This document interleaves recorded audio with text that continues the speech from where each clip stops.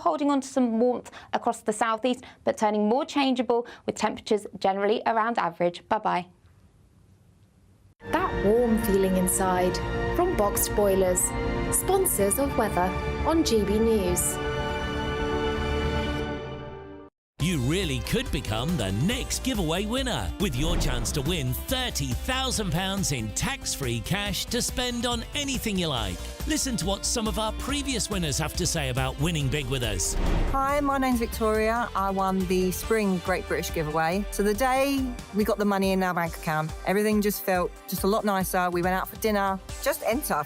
And you never expect to win, but I did. Get your entry in now. For another chance to win £30,000 in tax-free cash, text CASH to 63232. Text costs £2 plus one standard network rate message. You can enter online at gbnews.com/win. Entries cost £2. Or post your name and number to GB07 PO Box 8690 Derby DE1 9TT. UK only. Entrance must be 18 or over. Lines close at 5 p.m. on the 30th of August. Please check the closing time if listening or watching on demand. Good luck.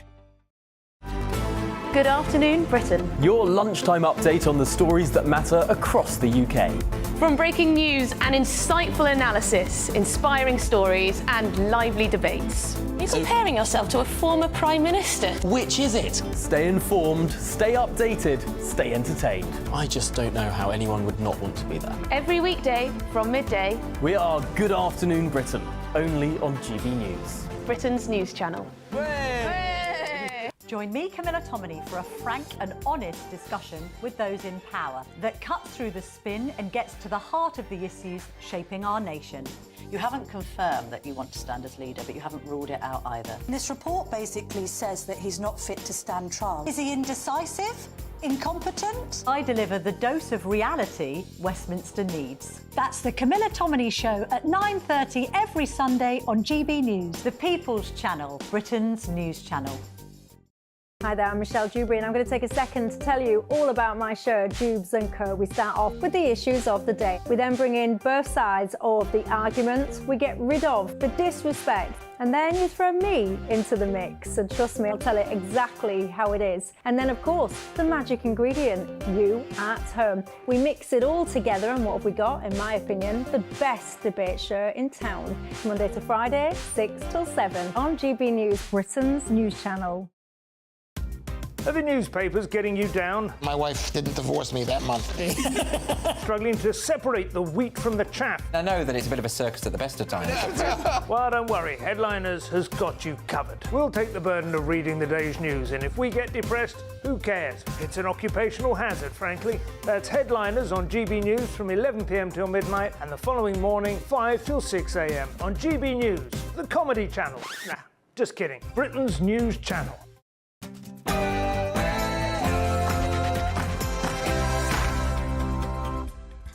Good afternoon, it's just coming up to 3 o'clock. Welcome to GB News. We're live on TV, online and on digital radio. I'm Nana Akua. And for the next few hours, me and my panel will be taking on some of the big topics hitting the headlines right now. This show is all about opinion. It's mine, it's theirs, and of course it's yours. We'll be debating, discussing, and at times we will disagree, but no one will be cancelled. So joining me for the next few hours, broadcaster and author Christine Hamilton, and also broadcaster and Adam Brooks. He's something else I can't remember. Right, coming up, 10 years of protesting. I'm getting a touch of the COVID's lockdown deja vu. Then in my niggle, I'll be discussing the utter hypocrisy of the so-called peaceful counter-protests, which saw our crew being attacked by a peaceful protester. Coming up, Nicholas Dames, gymnast, high diver and stuntman. He's performed over 50 stunts in loads of different movies. He's joining me for the interview. But before we get started, let's get your latest news with Sam Francis.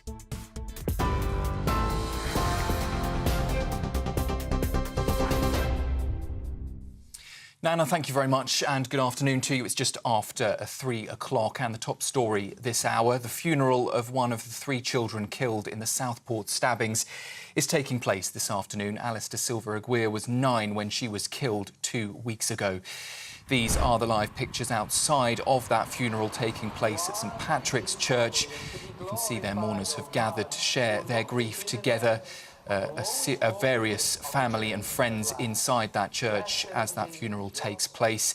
The 9-year-old died alongside BB King and Elsie Dot Stankham during a mass stabbing at a dance class 2 weeks ago.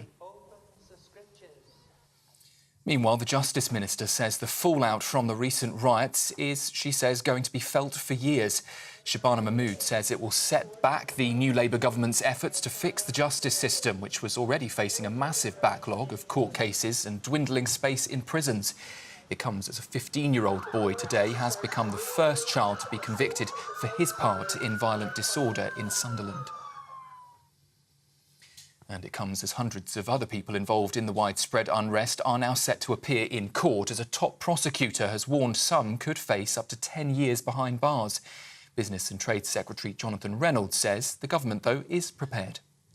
Yes, there is sufficient capacity in the prison system because of decisions that were made in the early days of the new government.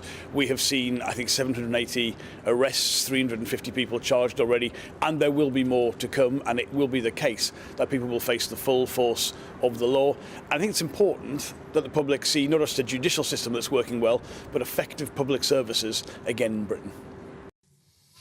The Education Secretary says children will be taught how to spot extremist content and fake news online in the wake of the riots. Bridget Phillipson said that she is launching a review of the curriculum in both primary and in secondary schools to arm children against what she's called putrid conspiracy theories. And it comes as Sir Keir Starmer suggested the government will review social media laws as more sentences for online offences linked to the riots are expected. The Housing Secretary has dropped Conservative plans to prevent recently arrived migrants from applying for a council house in England. The previous government had planned to introduce a UK connection test, which would have restricted social housing to those who had been a resident for at least 10 years. But Angela Rayner has now scrapped that plan and vowed to ramp up the provision of new social homes as part of wider planning reforms to boost house building. It comes as almost 1.3 million households are on local authority waiting lists for social housing. 2 people have died in the Channel in what's been described as a tragic incident involving a small boat. French and British vessels rushed to the scene this morning after the boat got into trouble. More than 50 people rescued and transferred to a French support vessel. It's believed around 500 migrants have attempted to make that crossing this morning, with as many as 400 reaching UK waters. The government spokesperson says the tragedy underlines the terrible dangers of callous criminals involved in channel crossings.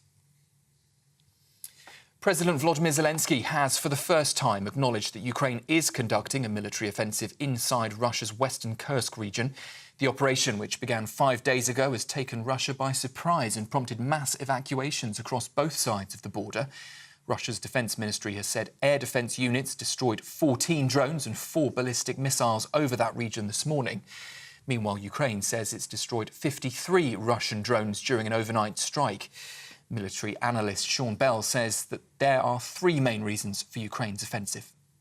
Ukraine's got a very long border with Russia. Undoubtedly, it'll put Russia on the back foot. Secondly, is to demonstrate that Russia is not in control in this conflict at the moment, that actually there are 2 sides here. And thirdly, just imagine the morale for Ukrainian fighters that are actually starting to take the fight into Russia. Now, I spoke to a Ukrainian the other day who said they wanted to see a Ukrainian flag planted in Moscow. And finally, Banksy has confirmed he was behind a new fish artwork which has appeared on a police box in central London. It's the 7th animal-themed piece the elusive street artist has claimed so far this week. He's used translucent spray paint on the glass windows to create the design, turning the Sentry box into what looks like a giant fish tank. And art experts say people will have to decide for themselves what they think it represents. Those are the latest GB News headlines for now. I'm Sam Francis. More in half an hour. For the very latest GB News direct to your smartphone, sign up to News Alerts by scanning the QR code or go to gbnews.com/alerts. Good afternoon. This is coming up to 7 minutes after 3 o'clock. If you've just tuned in, where have you been? Well, it's good because you're here now. It's the start of my show. I'm Nana Akua. We're live on TV, online and on digital radio. Here's what's coming up in this hour. The country's top prosecutor warns the most serious rioters could face up to 10 years in jail. Jack Carson has the latest. Yeah, well, of course, you know, you've got these new phase of cases, of course, coming through that Mr. Parkinson, of course, head of the Crown Prosecution Service, is saying as part of this new wave could have these stricter sentences, up to 10 years, if they're charged with rioting. So, for the Great British Debate this hour, I'm asking, does the punishment fit the crime? All of that as Starmer's popularity slumps in the wake of the nationwide riots. Olivia Utley has the latest. Prime Minister's honeymoon period has ended with a bang, but will it change the way that he's approaching this problem? Find out more with me very soon. I'm also asking, do you believe that Sir Keir Starmer has handled this crisis well? Elsewhere, Donald Trump's campaign says it was hacked by Iran as Kamala Harris climbs in the approval ratings. All of that coming up in this hour. As ever, get me your thoughts, your comments, gbnews.com/you'll say.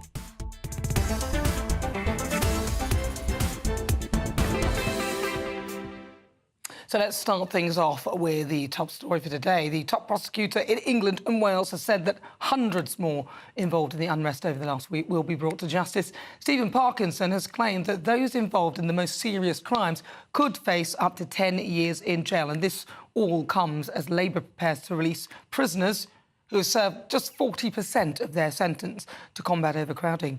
In the meantime, Sir Keir Starmer's approval rating has dropped amid the unrest up and down the country. Well, GB News' West Midlands reporter Jack Carson has been out and about asking for people's opinions on the story. I'm delighted to say he joins me now. OK, so to start me off then, does the punishment fit the crime? What are people saying about all of this? But it really is a mixed opinion. Some people, you know, saying to me very clearly that if you go to a riot, if you're part of that violent protest and that's what you're involved in, then you have to face the consequences, of course, of your own actions. But others wary, picking up on points simply around, you know, whether it's actually consistently policed and there is consistent sentencing across all groups and all protests that we've seen. We've seen violence and a lot of protests over the past few weeks. So questions of consistency, but also as well around the cost that it takes, of course, to have a prisoner, you know, within the criminal justice system. And if it's 10-year sentencing, of course, that is a lot of money. But these comments are coming from Stephen Parkinson. He's the head of the Crown Prosecution Services, reporting the Sunday Times, saying that as more people enter the criminal justice system that have been arrested, that are charged, some, when you get to these more serious cases that the justice system is now getting through, they might well be charged with the charge of rioting. Now, so far, what we've seen over the past week is people very quickly have maybe been involved in disorder and then going through the justice system. They've been charged and then very quickly sentenced, some within 48 hours. They've been charged with violent disorder. Now that carries a much lesser sentence, only up to the point of 5 years. So that's why, with people being charged with rioting, that is seen as a more serious offence. And that's why, if you've been involved in that violent disorder, if you've been charged with rioting, that sentence could carry up to 10 years. Now, Mr.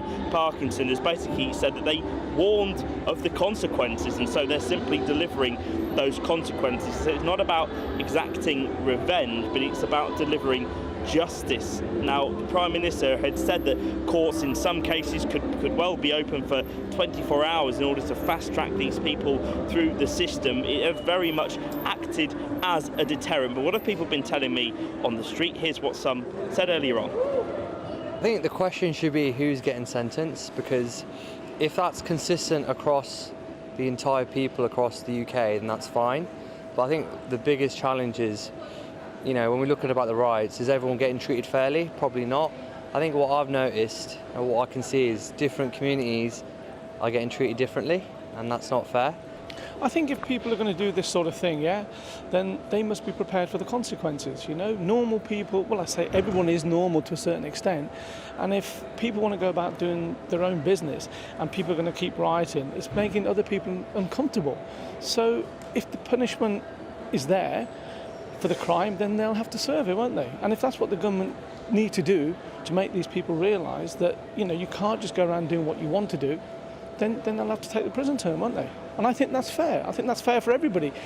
Other people just want to go about doing their own business and enjoying life, And if these people are going to try stopping them, it's not right, is it? I think it's way too much because the government is concerned about financial gains and the actual debt win as a country, and they're trying to pull back money. Well, if you send one person to prison, I think it's about average of £80,000 a year to look after one for 1 year. So it's 10 years, it's like nearly £1 million. Well, that's actually ridiculous. So we send 100 away to prison. Well, that's an awful lot of wasted money. There's got to be other ways of actually dealing with this situation than actually sending people to prison, and I think they're going to do better by, because is it going to benefit them? No, it's not. Long term, it'll probably make them worse. So lots of different points that you heard there that those people are making. Within any sentencing, a judge is there to view it as they will. There are, of course, always mitigating factors within sentences that mean very few people maybe get the maximum term, but that is the availability that is there for judges. If someone is charged with rioting and they go through the court system, if a judge deems it necessary to sentence them for 10 years under these powers and of course, on the order of the Crown Prosecution Service, when that is available, they are happy, of course, if they want to sentence them towards 10 years. Now, over 770 people have already been arrested for instances within violent disorder, more than 340 people charged. Those charges are expected to continue into the coming weeks as these people are investigated by the police. All right, Jack Carlson, thank you so much. Really good to talk to you, Jack Carlson, on sentencing, the new sort of ensuring that people do get the full force of the law.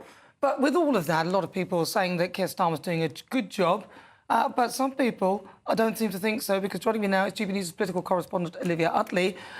Olivia, Keir Starmer's poll rating is plummeting. It is absolutely plummeting. It seems to be almost in free fall as a result of these riots. Now, the criticism of most people who responded to the survey was that Keir Starmer didn't respond quickly enough. It took him a week to organise a Cobra meeting, and for last week it wasn't clear whether or not he was going to cancel his European summer holiday with his family. He has now said that he will be cancelling that summer holiday, but for some people that comes too late. I think another issue which Keir Starmer is facing, which is impacting his poll ratings, is that his voters are very, very split on whether he's taking the right approach to this in a more sort of macro way. His approach at the moment is to basically get as many people behind bars as possible for as long as possible. And there are plenty of voters, 34% according to one study, who think that actually some of these rioters have a point, even if they don't like the way they're going about it. They think that there is a problem with mass migration, with uncontrolled immigration, and that Keir Starmer needs to sort it out. That is going to be a really, really tricky problem for Keir Starmer to deal with, because, of course, his voters make up a very, very broad coalition, particularly on the issue of immigration. You've got those on the left, sort of classic Labour voters, who think that even talking about reducing illegal migration is racist in some way. And then you've got those who are perhaps more traditionally Conservative voters, but got fed up with the last government and decided to give Labour a chance at this election, who believe that immigration needs controlling, part of that 34% who Boris Johnson mentioned in his Mail on Sunday article yesterday. So Keir Starmer has got to try and find a way to marry those two groups together, not get anyone angry about the issue of immigration. That's going to be tricky. Well, it is, because he's got lots of different factions of his party.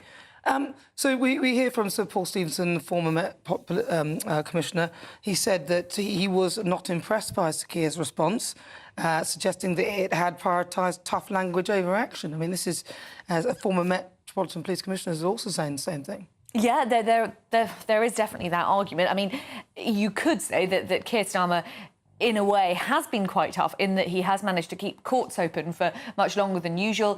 He's pretty speedily got people arrested, 500 arrests already, 150 or so people convicted already. But even that poses its own problems for the Prime Minister, because he's basically painted himself into a corner. Keeping courts open like this, fast-tracking cases through the courts and getting people arrested, it costs a lot of money. And Rachel Reeves and Starmer, when they were doing their election campaign, they really tied their own hands together by not really promising very much more money. So they said, as we know, that they are not going to be increasing taxes on working people. Well, now they've set this precedent for how quickly people can be sentenced for issues such as rioting. I think there will probably be a public demand for other crimes to be sentenced more quickly too, and can they do it? If you can do it that quickly for rioting, then you need to do it that quickly for everything else. Olivia Utley, thank you very much. Yes, very good point. Well, joining me now is lawyer Rebecca Butler for more on this. Rebecca, thank you so much. Really good to see you, really good to talk to you. OK, so first of all, the sentencing, giving people up to 10 years as a maximum for the worst form of rioting. In your view, is that a realistic thing? And will anybody ever be likely to be charged with that?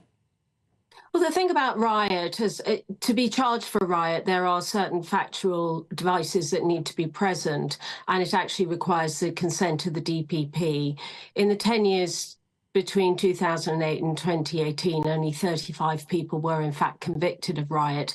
It is a very rare offence, and as I say, there are very specific factual matrices that have to be fulfilled before the offence of riot is made out.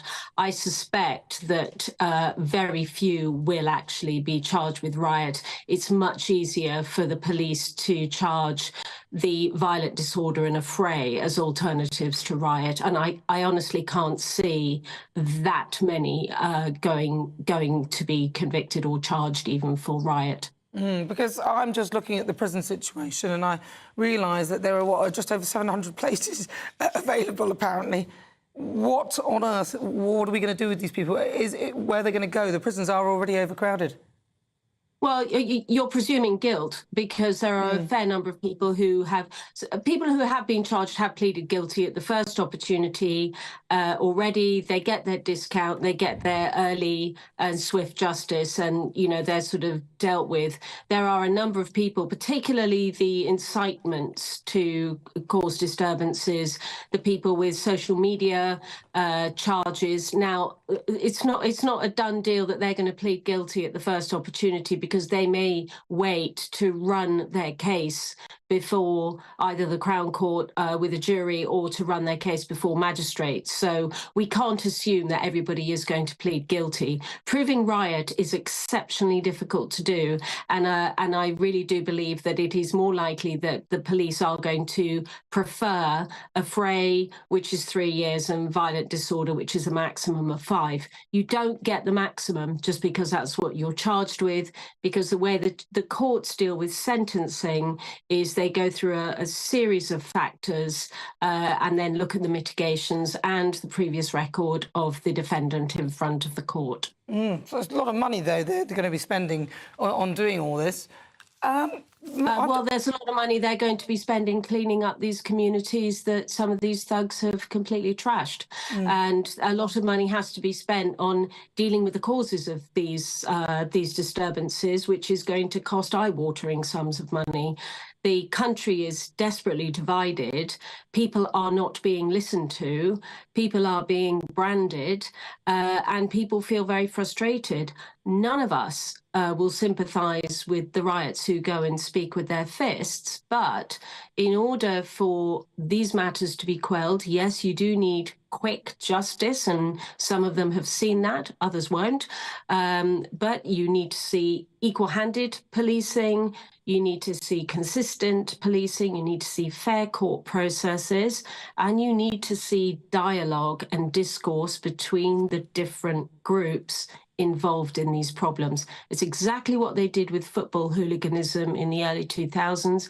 They managed that extremely well with a combination of legislation, guidelines to the court, and the policing having the opportunity to go and speak to the football thugs and to really get into the bones of why people were committing those violent acts at that time. Well, Rebecca, let's hope that they do look to the causes of these things. Obviously, nobody agrees with rioting in any way, shape or form, but the question needs to be asked, why? Rebecca Butler, thank you very much. Really good to speak to you. That's Rebecca Butler. She's a lawyer. If you just joined me, coming up to 21 minutes after 3 o'clock, you're with me. I'm Nana Akua. This is GB News. We're live on TV, online and on digital radio. Now, on the way, with the top prosecutor warning rioters they could face 10 years in prison, I'm asking, does the punishment fit the crime? That's in my Great British Debate, coming up next.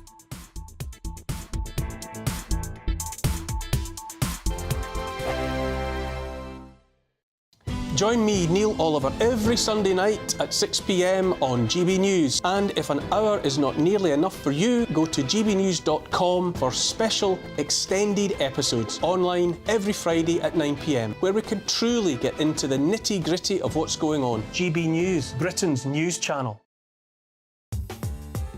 I'm Christopher Hope. From pop stars to politicians, I'll interview anybody in a pub who's got a political opinion. Join me every Friday on Spotify, Apple Podcasts, YouTube or gbnews.com, or wherever you get your podcasts. This is GB News, the People's Channel.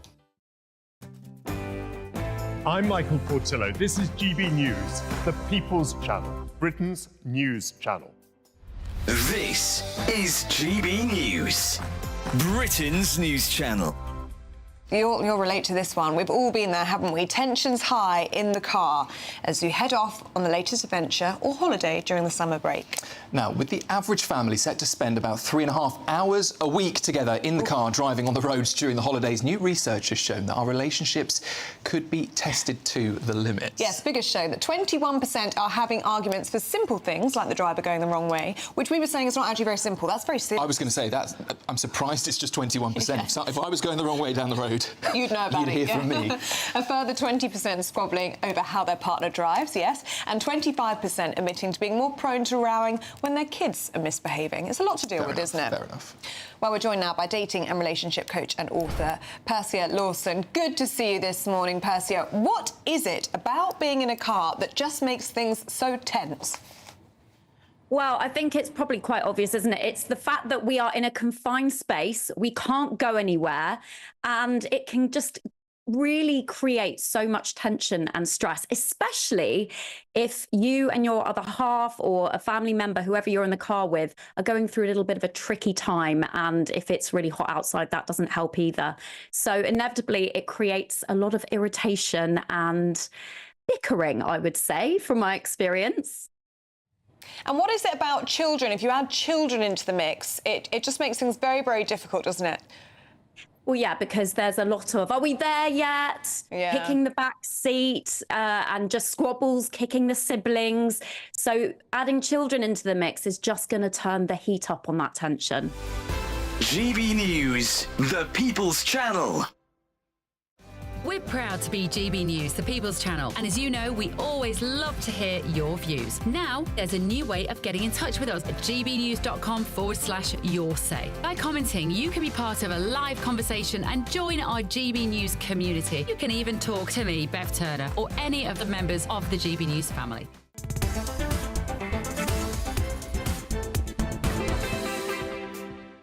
Good afternoon. It's just coming up to 24 minutes after 3 o'clock. Welcome. This is GB News. We're live on TV, online and on digital radio. I'm Nana Akua. Don't forget as well, you can download the GB News app. It is completely free. But now, it's time for the Great British Debate this hour. And I'm asking, does the punishment fit the crime? The top prosecutor in England and Wales has said that rioters involved in the most serious offences could be slapped with a 10-year prison sentence.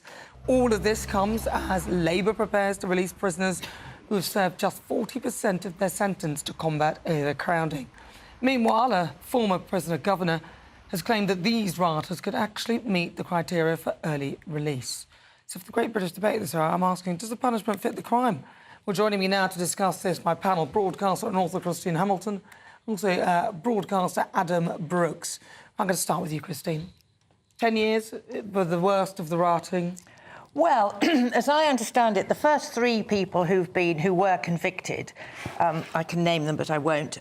They've got 3 years roughly.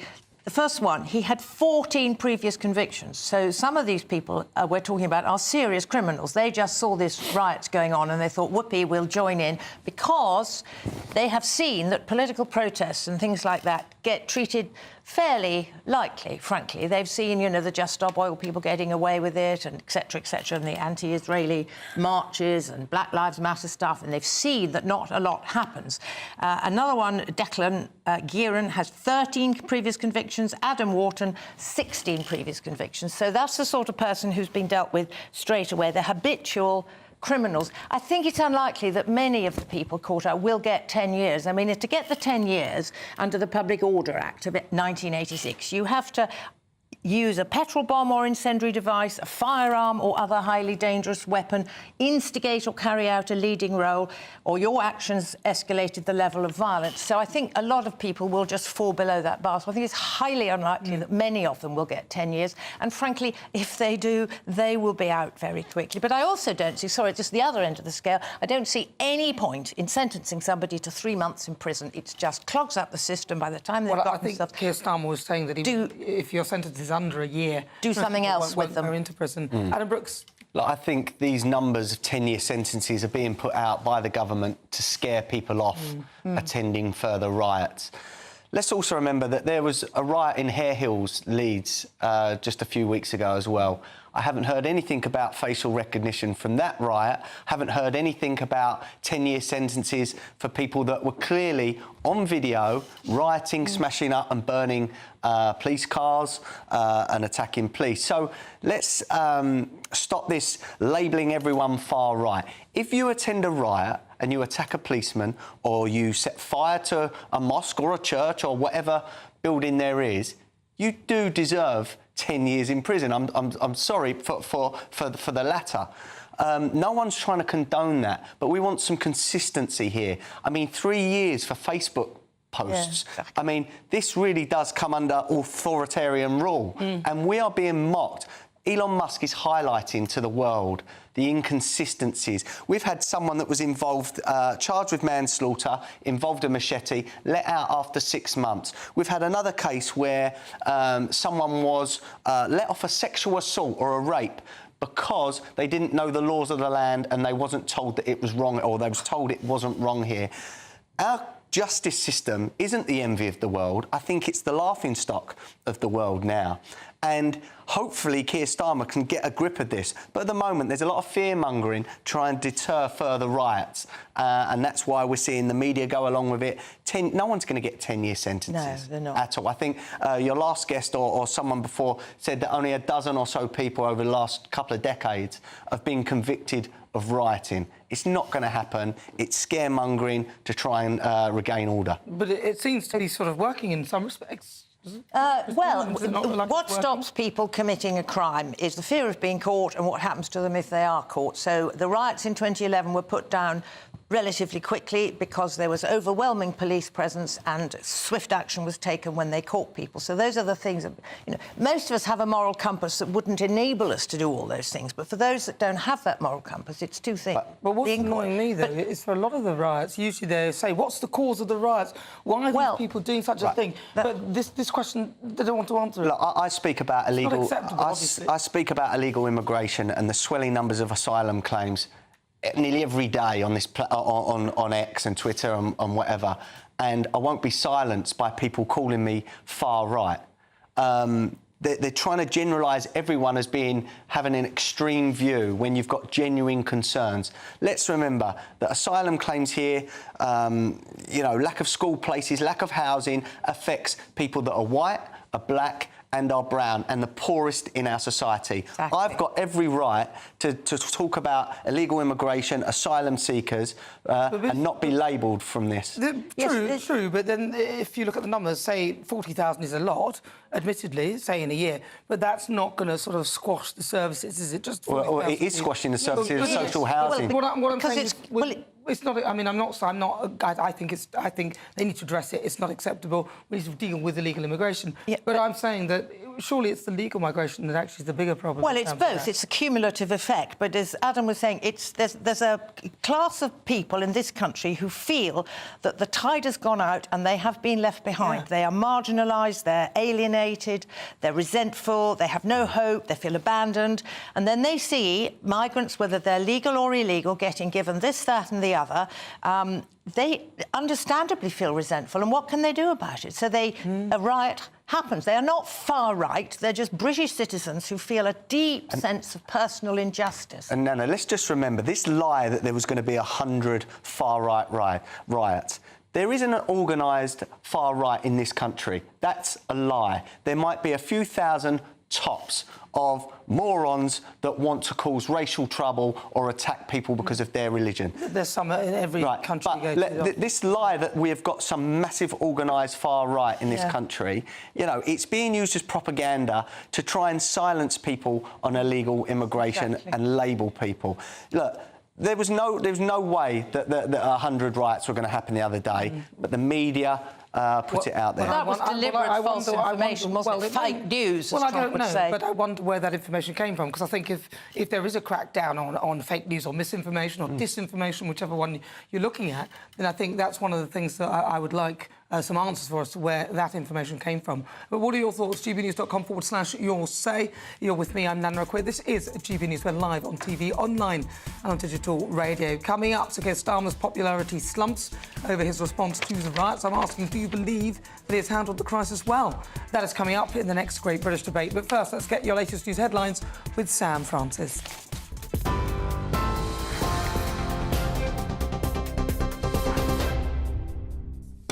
Nana, thank you very much, and good afternoon to you. Just coming up to 32 minutes past 3, the top story.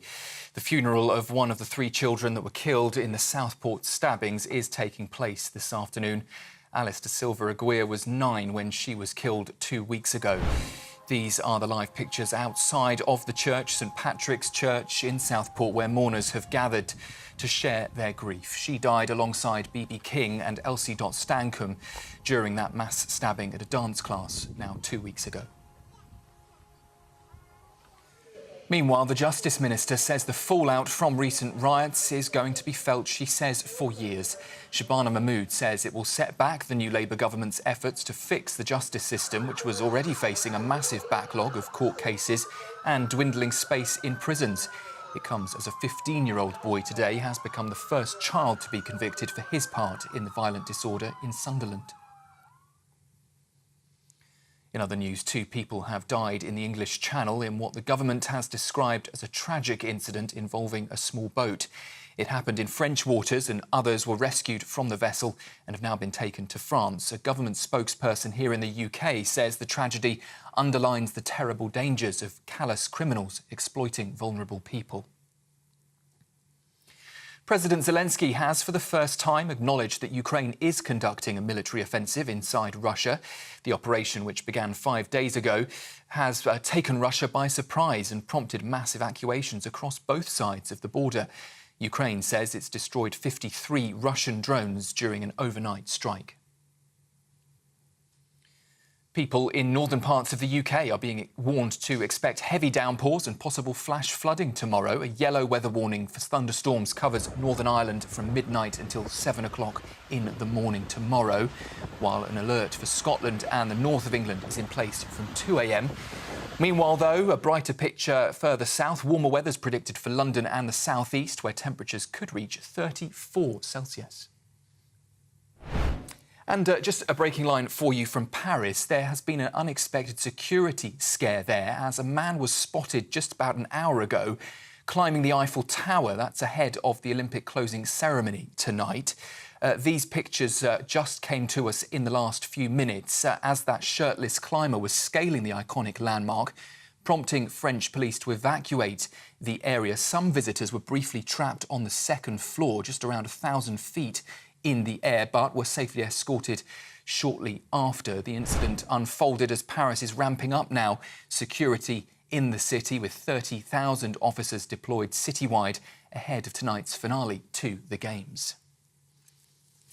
And staying in Paris, Team GB have beaten their total from Tokyo 3 years ago by winning their 64th and now 65th medals of the Games. It means Great Britain end their 7th medal table with 14 golds. Tonight, gold medal winners Alex Yee and Bryony Page will be Team GB's flag bearers at the Olympic closing ceremony.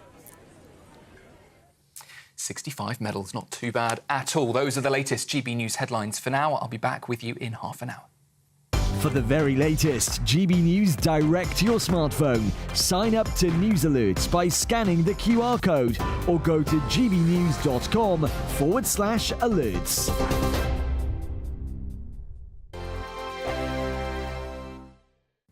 Hello, welcome to your GB News weather update from the Met Office. Plenty of warm sunshine on offer today, hot and humid for some of us tomorrow, with the risk of thunderstorms in the northwest. Looking at the bigger picture, we've got an area of high pressure across the UK, low pressure out towards the west, and this is helping drive southeasterly winds, bringing up that warmer air.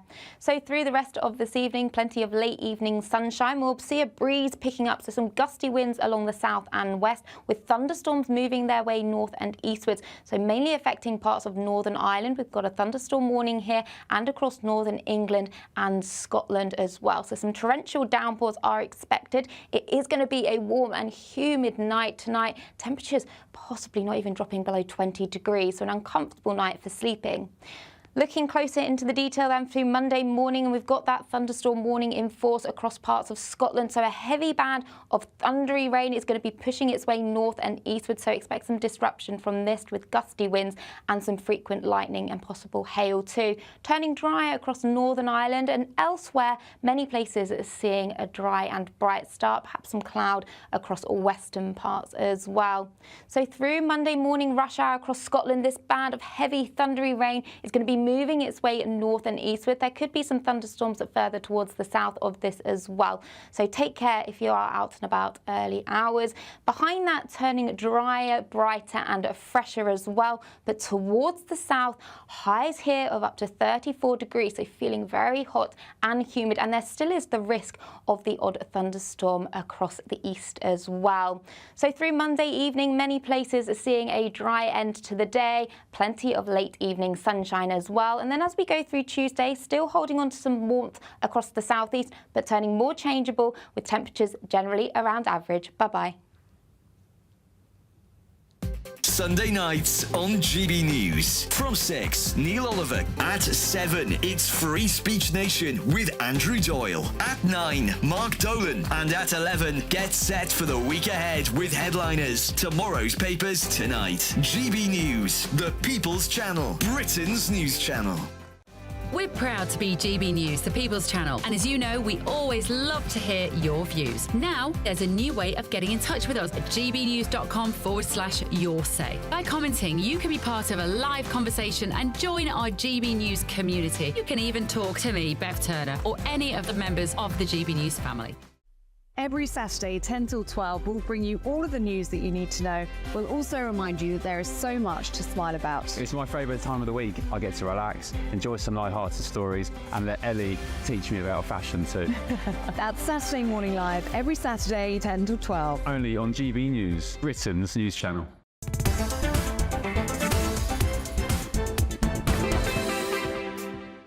38 minutes after 3 o'clock. Welcome if you just tuned in. Good to have your company. I'm Nana Akua.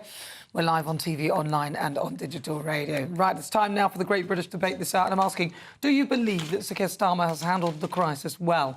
Now, Sir Keir Starmer's popularity has dropped significantly as he's faced criticism over the handling of the riots. And according to a recent poll for The Telegraph, ratings fell sharply, with a notable increase in the number of voters with a strongly unfavourable view of him. Criticism has been directed towards his slow response to the unrest, including a delayed decision to hold a Cobra meeting and, of course, that infamous holiday. So for the Great British Debate this hour, I'm asking, do you believe that Sir Keir Starmer has handled this crisis well? Joining me to discuss, broadcaster and author Christine Hamilton, also broadcaster Adam Brooks. I'm sure there's something else as well. I'm a publican as well. Yeah, and Entrepreneur. Entrepreneur is usually up there. That's yeah, good. they call me all sorts. Do you want to be the entrepreneur as well next time? I can be whatever you want. Oh, Nana. really? Businessman. Highly successful businessman. Right. Right, so again, let's remember that only 20% of the UK population voted for Labour and Keir Starmer. And I think now the latest YouGov poll says only 31% think that he's done well during. I mean, I don't know who this 31% are, but they need to go and get their eyes and their ears tested. Let's remember that pre these riots, there was the Hare Hill riots. We've had a few things go on. And then suddenly he addresses via a podium when the latest riots has happened. And many that I speak to think that he's actually declared war on his own people, really. But who are his own people, if that's no, or his own people really are every citizen of this country. By this blanket labelling and exaggerating this far right threat, what I spoke about earlier. But he would argue that there was an element of the far right within those riots. And obviously, none of us could condone any of that. None of us will condone riots. But let's remember, you've got to be very naive or ignorant not to think that a lot of the people that were rioting were, you know, disillusioned youths that are out to try and hit the police that day, or drunken. It's still not justifiable. No, it's not justifiable. But to label these people who have had mindless violence, you know, it's a day out to some of these people that crave violence. Doesn't mean they're far right. We haven't got this organised far right thing here, Nana. I think he inflamed the situations with his podium addresses. I think his choice of words were wrong. His tone was wrong. And, you know, as you said, he was late to the party. He didn't mention the riots previously in Hare Hills in Leeds. I think they're inconsistent. And I think whoever is advising him on this is doing a bad job as well. Well, surely he gets some credit, Christine, for the fact that he appears to have quelled the riots. There were supposedly 100 protesters coming out, or events that were supposed to happen, which didn't. And it could be potentially for the things that he has said. And he's arresting people, putting people in jail very, very quickly, rushing it all through the courts. And from what I can see, it appears to have worked. Well, I personally think that theory that there were going to be 100 or whatever riots, I think that was just deliberate misinformation. So I really don't think you can credit Keir Starmer with quelling something that wasn't going to happen anyway, so I won't give him that. But 8 out of 10 people in this country did not vote for him. It's all very well for him to talk about my massive mandate, etc., etc. His mandate is actually very shaky. Most people in this country did not want him and did not vote for him, and we now see from polls that a lot of people are now having buyer's remorse. So if they had their chance again, they wouldn't vote for him. So he's on shaky ground. He was dithering while this country, in the shape of police vans and shops, were burning. He dithered. He didn't call a Cobra meeting straight away. I don't think, by the way, he should have recalled Parliament. I think that would have just been a gimmick. I mean, we really don't want everybody flooding back and all popping up and down with their bits and bobs. Well, I mean, that's what happens, isn't it? It's just a chance for everybody to grandstand. They all want to get in. I don't think there's any point in that. But, I mean, he was dithering. And this, I know it might sound stupid, but this business about his holiday, will he, won't he, will he, won't he, he should have said straight away, as soon as people started questioning, he should have said, I am not taking my family holiday. I will stay here. I am the Prime Minister. I'm in charge. The buck stops with me. But remember, he also said that he would take Friday afternoons off or 6 Yes, he o'clock. did, and I supported him on that at the time because I said he's married to a Jew, and therefore what's wrong with taking a bit of time off on a Friday? You can't be specific when you're working in a job like this. No, it was... I spoke to some builders in my pub last week that cannot connect with him one bit. Again, this lie that Labour is for the working people. Rubbish. It is absolute rubbish. Therefore, the metropolitan elite now, you know, it's not the party of the workers anymore. And what about on the wider scale? OK, so we've looked at Keir Starmer and how he's done his ratings are plummeting. But what about on the other members of the party? So Angela Rayner, she's now looking to lift restrictions on social housing for migrants. Look, but what about the parties so and their tone, absolutely tone deaf. One of the reasons that people are so disillusioned in this country is because, as Christine said earlier, we're seeing people come over on boats, they get free housing, they get free healthcare, they get free local travel. You know, they jump the queues on certain things, and that really does get the backup of many people. If you're the poorest in society and you see that, what does that say? You know, what message is that giving them that they're second best? You know, and I think to take away the 10-year... Is it 10-year? So this is Angela Rayner. She's suggesting it was a Michael Gove policy. The UK connection test, where you should have been resident for at least 10 years. Right. This is what Gove was going to bring. And she's saying abandon that. That's going to make it harder. Before you can apply for social housing. That is going to make it harder for UK citizens that have been here either their whole life or they've been here more than 10 years to now get social housing. And again, I've spoken to people from housing charities that are trying to explain to people that have been here their whole life why they can't house them and why, you know, migrants that are coming over on boats are getting housing before them. Now, There is no answer to that. There's no justification for that. And that's why there is so much anger. Well, what happened to British houses for British workers, frankly? And also, she's going to come up against a problem because 1 in 5... 9 out of 10 councils, apparently have their own residency rules. And they have their own rules within their council areas saying who can and who can't have social housing. So she's going to have to bust that apart if she's going to do this. And the resentment that will build up from these people who are already at the bottom of the list, and they're going to go even further down because the list gets bigger. Well, of course, this is about... this was... it's unfair. We're talking about Michael Gove, who's the former Housing Minister, Housing Secretary. He published some proposals in January that would have prevented many people from qualifying for actually getting your social housing. So this is people who, like migrants, asylum seekers, they had to do some sort of connection test first, and Angela Rayner is looking to rip that apart or not initiate these policies. We're running out of... 1.3 million people on the social housing list already. Yeah. 1.3 million. So this would mean that potentially people from who haven't spent the time on the list that many of the British people have may go in front of it, and that's the potential for that one to happen. Well, so stay tuned, because next it's time for World View. Trump's camp claimed that they were hacked by Iran back in June. Find out more in just a moment.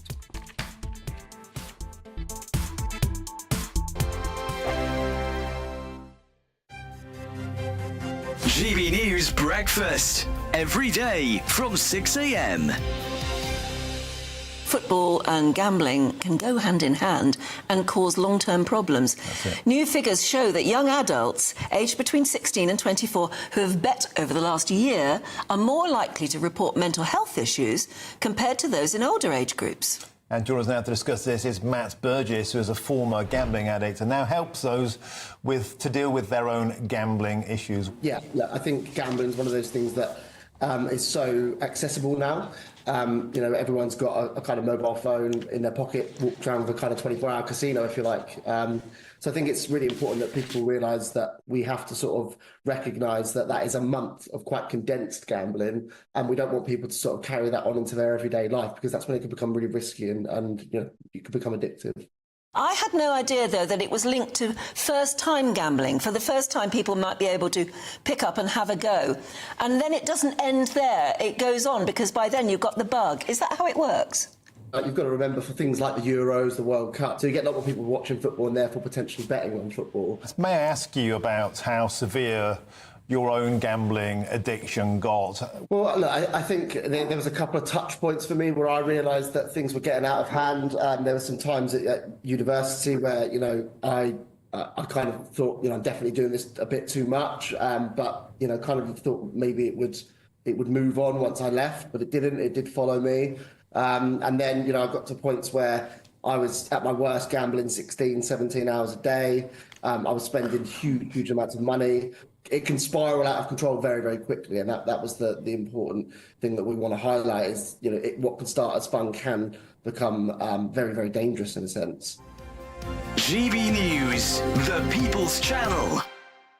If you want your news to be straight talking, this is a nightmare for the Conservatives again. Down to earth. It's not just Nottingham where this is happening, is it? And most importantly, honest. Hard-working, middle-class taxpayers, they'll get their book thrown at them. Then catch me, Martin Daubney, Monday to Friday, 3 till 6 p.m. on GB News, Britain's news channel.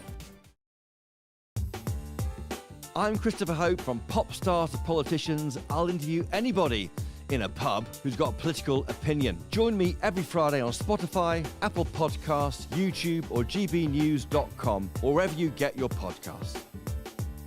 This is GB News, the People's Channel. We're proud to be GB News, the People's Channel. And as you know, we always love to hear your views. Now, there's a new way of getting in touch with us at gbnews.com/your say. By commenting, you can be part of a live conversation and join our GB News community. You can even talk to me, Bev Turner, or any of the members of the GB News family.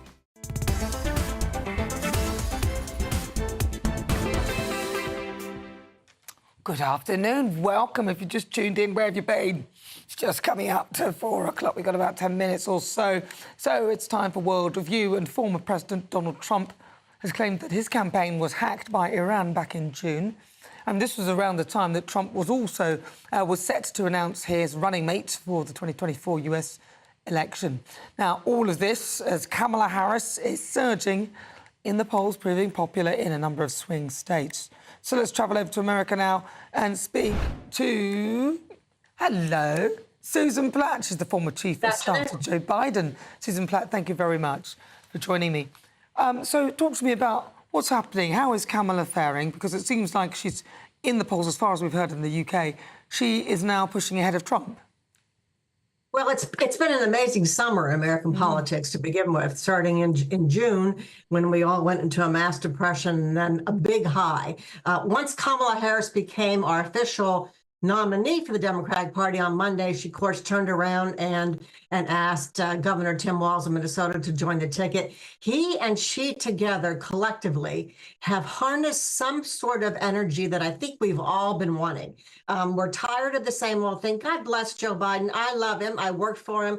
But he recognized it was time to kind of pass the torch to a new generation, as I'm doing with my granddaughter. And really, people are ready for it. They're coming out of COVID. They're coming out of economic problems due to COVID, and they're ready for some changes. They're tired of the same old Donald Trump with grievances and revenge tours. They want hope. They want a new generation, and they're not going to go back. And it's something you can't manufacture. It's a moment. It's becoming a movement. And I think it's, you don't know how long it's going to last. A moment at 24 hours in politics is a long time. But right now, it's looking pretty good, even in the swing states, where she's just come through on her tours, where there was massive crowds. They turned away 4,000 people last night because of the heat. It's just been incredible. People are ready for change, and she's captured the moment. But do you not think that people are just really wanted to get rid of Joe Biden? Some people might be looking at your party and saying, well, how is it that you, in a sense, maybe tried to pull the wool over people's eyes to convince us that Joe Biden was capable when it was clear to most people that he really wasn't? And people might be asking what kind of a party would allow that. Well, I think he was very capable. He did a lot more for this country than anybody else has in quite some time.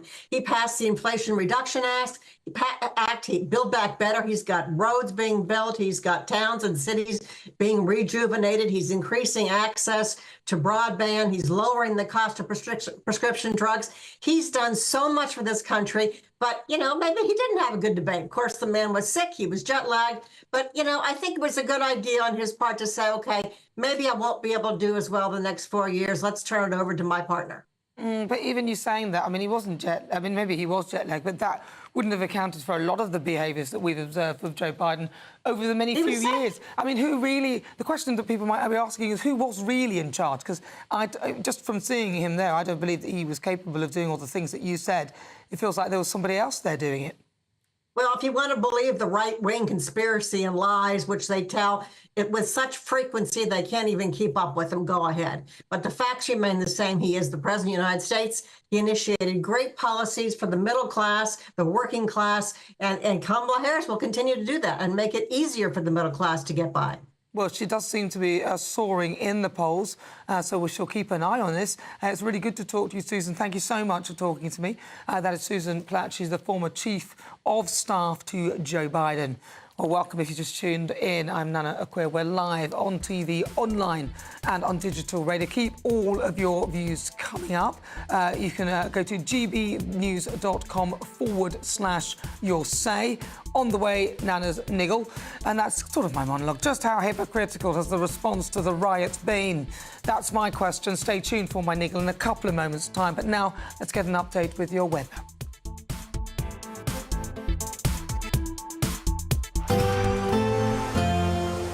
Looks like things are heating up. Boxed boilers, sponsors of weather on GB News. Hello, welcome to your GB News weather update from the Met Office. Plenty of warm sunshine on offer today, hot and humid for some of us tomorrow with the risk of thunderstorms in the northwest. Looking at the bigger picture, we've got an area of high pressure across the UK, low pressure out towards the west, and this is helping drive southeasterly winds, bringing up that warmer air. So through the rest of this evening, plenty of late evening sunshine. We'll see a breeze picking up, so some gusty winds along the south and west with thunderstorms moving their way north north and eastwards, so mainly affecting parts of Northern Ireland. We've got a thunderstorm warning here and across northern England and Scotland as well. So some torrential downpours are expected. It is going to be a warm and humid night tonight. Temperatures possibly not even dropping below 20 degrees, so an uncomfortable night for sleeping. Looking closer into the detail then through Monday morning, and we've got that thunderstorm warning in force across parts of Scotland. So a heavy band of thundery rain is going to be pushing its way north and eastward. So expect some disruption from this with gusty winds and some frequent lightning and possible hail too. Turning dry across Northern Ireland and elsewhere, many places are seeing a dry and bright start, perhaps some cloud across all western parts as well. So through Monday morning rush hour across Scotland, this band of heavy thundery rain is going to be moving its way north and eastward. There could be some thunderstorms further towards the south of this as well. So take care if you are out and about early hours. Behind that, turning drier, brighter and fresher as well. But towards the south, highs here of up to 34 degrees. So feeling very hot and humid. And there still is the risk of the odd thunderstorm across the east as well. So through Monday evening, many places are seeing a dry end to the day. Plenty of late evening sunshine as well. And then as we go through Tuesday, still holding on to some warmth across the southeast, but turning more changeable with temperatures generally around average. Bye-bye. That warm feeling inside from Boxed Boilers, sponsors of weather on GB News.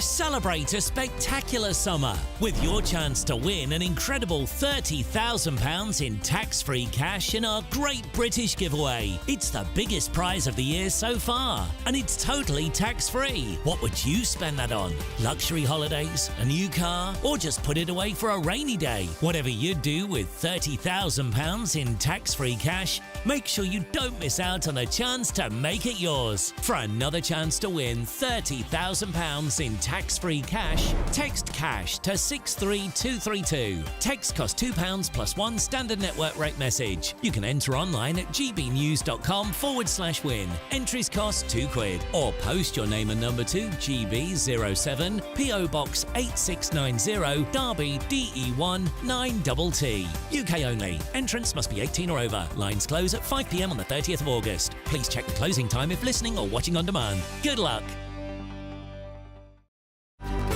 Good afternoon, Britain. Your lunchtime update on the stories that matter across the UK. From breaking news and insightful analysis, inspiring stories and lively debates. Are you comparing yourself to a former Prime Minister? Which is it? Stay informed, stay updated, stay entertained. I just don't know how anyone would not want to be there. Every weekday from midday. We are Good Afternoon Britain, only on GB News. Britain's news channel. Welcome to State of the Nation, daily plunge into the stories shaping our country. I'm Jacob Rees-Mogg, and Monday to Thursday we bring you the insights, the facts, the truth about how our country is being governed. Because what happens in Downing Street matters down your street. Tune in to State of the Nation every Monday to Thursday, 8 to 9 o'clock. Only on GB News, the People's Channel, Britain's news channel. Join me, Camilla Tominey, for a frank and honest discussion with those in power that cuts through the spin and gets to the heart of the issues shaping our nation. You haven't confirmed that you want to stand as leader, but you haven't ruled it out either. This report basically says that he's not fit to stand trial. Is he indecisive? Incompetent? I deliver the dose of reality Westminster needs. That's the Camilla Tominey Show at 9:30 every Sunday on GB News, the People's Channel, Britain's news channel. Hi there, I'm Michelle Dewberry, and I'm going to take a second to tell you all about my show, Dubes & Co. We start off with the issues of the day. We then bring in both sides of the argument. We get rid of the disrespect, and then you throw me into the mix. And trust me, I'll tell it exactly how it is. And then, of course, the magic ingredient, you at home. We mix it all together, and what have we got? In my opinion, the best debate show in town. Monday to Friday, 6 till 7 on GB News, Britain's news channel.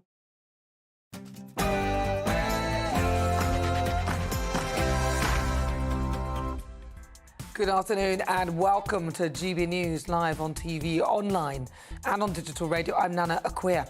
And for the next 2 hours, me and my panel will be taking on some of the big topics hitting the headlines right now. This show is all about opinion. It's mine, it's theirs, and of course it's yours. We'll be debating, discussing, and at times we will disagree, but no one will be cancelled. So joining me today is broadcaster and author Christine Hamilton and also broadcaster and publican Adam Brooks. Coming up, 10 years of protesting, and I'm getting COVID lockdown deja vu. Or am I getting just deja vu? On the way at my niggle, I'll be discussing the utter hypocrisy of the so-called peaceful counter-protest, which saw our crew being attacked by a so-called peaceful protester. And coming up, Nicholas Danes, gymnast, high diver, and also stuntman. He's performed stunts in over 50 movies. He'll be joining me for the interview. But first of all, let's get your latest news with Sam Francis.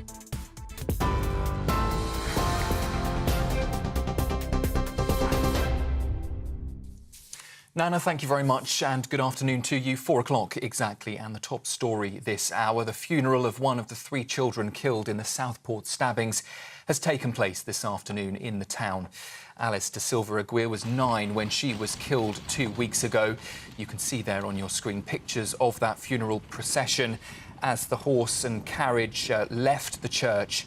Crowds cheered and applauded as it passed by. That service taking place at St Patrick's Church, with family and friends inside and many more listening outside on loudspeakers.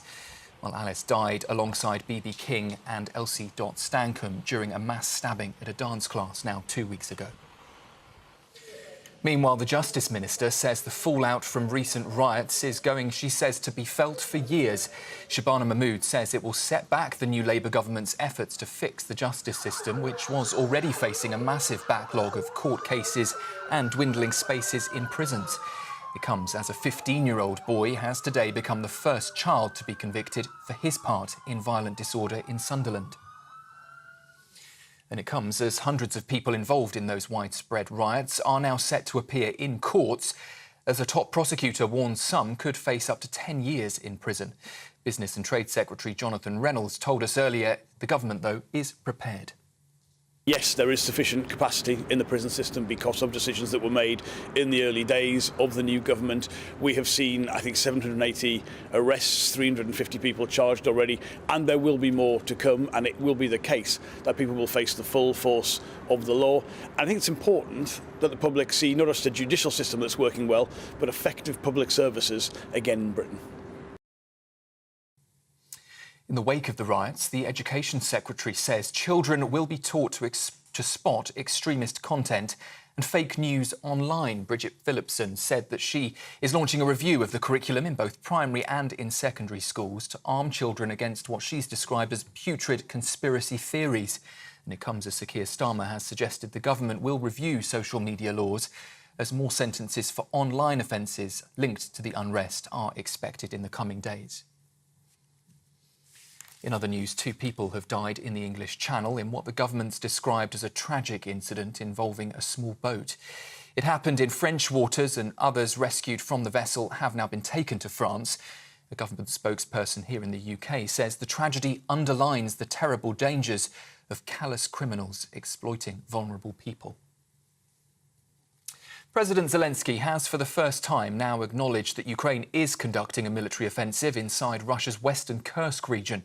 The operation, which began 5 days ago, has taken Russia by surprise and prompted massive evacuations on both sides of the border. Ukraine says it has destroyed 53 Russian drones during an overnight strike. Well, military analyst Sean Bell says there are 3 main reasons for the offensive. Ukraine's got a very long border with Russia. Undoubtedly, it'll put Russia on the back foot. Secondly, is to demonstrate that Russia is not in control in this conflict at the moment, that actually there are 2 sides here. And thirdly, just imagine the morale for Ukrainian fighters that are actually starting to take the fight into Russia. Now, I spoke to a Ukrainian the other day who said they wanted to see a Ukrainian flag planted in Moscow. And in other news, people in northern parts of the UK are being warned to expect heavy downpours and possible flash flooding tomorrow. A yellow weather warning for thunderstorms covers Northern Ireland from midnight until 7 o'clock in the morning, while an alert for Scotland and the north of England is in place from 2 a.m. till 1 p.m. tomorrow. Meanwhile, warmer weather's predicted for London and the southeast, though, where temperatures could reach up to 34 degrees Celsius. Banksy has confirmed he is behind a new fish artwork which has appeared on a police box in central London. It's the 7th animal-themed piece the elusive street artist has claimed so far this week. He's used translucent spray paint on the glass windows to create the design, turning the box into what looks like a giant fish tank. Art experts say people will decide for themselves what they think it represents. And turning to Paris now, there's been an unexpected security scare in the last hour or so as a man was spotted climbing the Eiffel Tower ahead of tonight's Olympic closing ceremony. You can see here pictures from the Eiffel Tower just near the top of the more than 1,000-foot landmark as the shirtless climber scaled it, prompting French police to evacuate the area. Some visitors were briefly trapped on the second floor but were safely escorted out of the area. The incident unfolded as Paris is ramping up security with 30,000 officers deployed across the city ahead of tonight's finale to the Games. And staying in Paris, Team GB have beaten their total from Tokyo 3 years ago by winning their 64th and 65th medals of the Games. It means Great Britain end up 7th in the medal table with 14 gold medals. Tonight, winners Alex Yee and Bryony Page will be Team GB's flag bearers at the Olympic closing ceremony. And we will, of course, bring you all the action from the closing ceremony throughout the evening. Those are the latest GB News headlines for now. I'm Sam Francis. More at 4:30. For the very latest GB News direct to your smartphone, sign up to News Alerts by scanning the QR code or go to gbnews.com/alerts. Thank you, Sam. Welcome. If you just tuned in, where have you been? I'm Nana Akua. We are live on TV, online and on digital radio. Right, so here's what's coming up in this hour. The country's top prosecutor warns the most serious murders could face up to 10 years in jail. Jack Carson has the latest. Yeah, well, Stephen Parkinson, who of course is head of the CPS, has said that they're entering a new phase of these people that have been charged during the riots in the past few weeks. Some, if they're charged with rioting, could face up to 10 years in prison. Schools will teach children how to identify fake news online. So for the Great British Debate this hour, I'm asking, is this the right approach? Then the closing ceremony has undergone massive changes following all the backlash from the opening one. But has this been a good Games? And Trump's campaign say it was hacked by Iran as Kamala Harris climbs in the approval ratings. All of that coming up in this hour. Don't forget to send me your thoughts. Post your comments at gbnews.com/yoursay.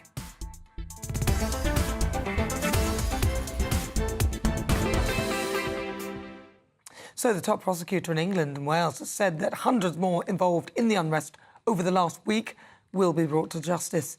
Stephen Parkinson has claimed that those involved in the most serious crimes could face up to 10 years in jail. All of this as Labour prepare to release prisoners who have served just 40% of their sentence to combat the overcrowding.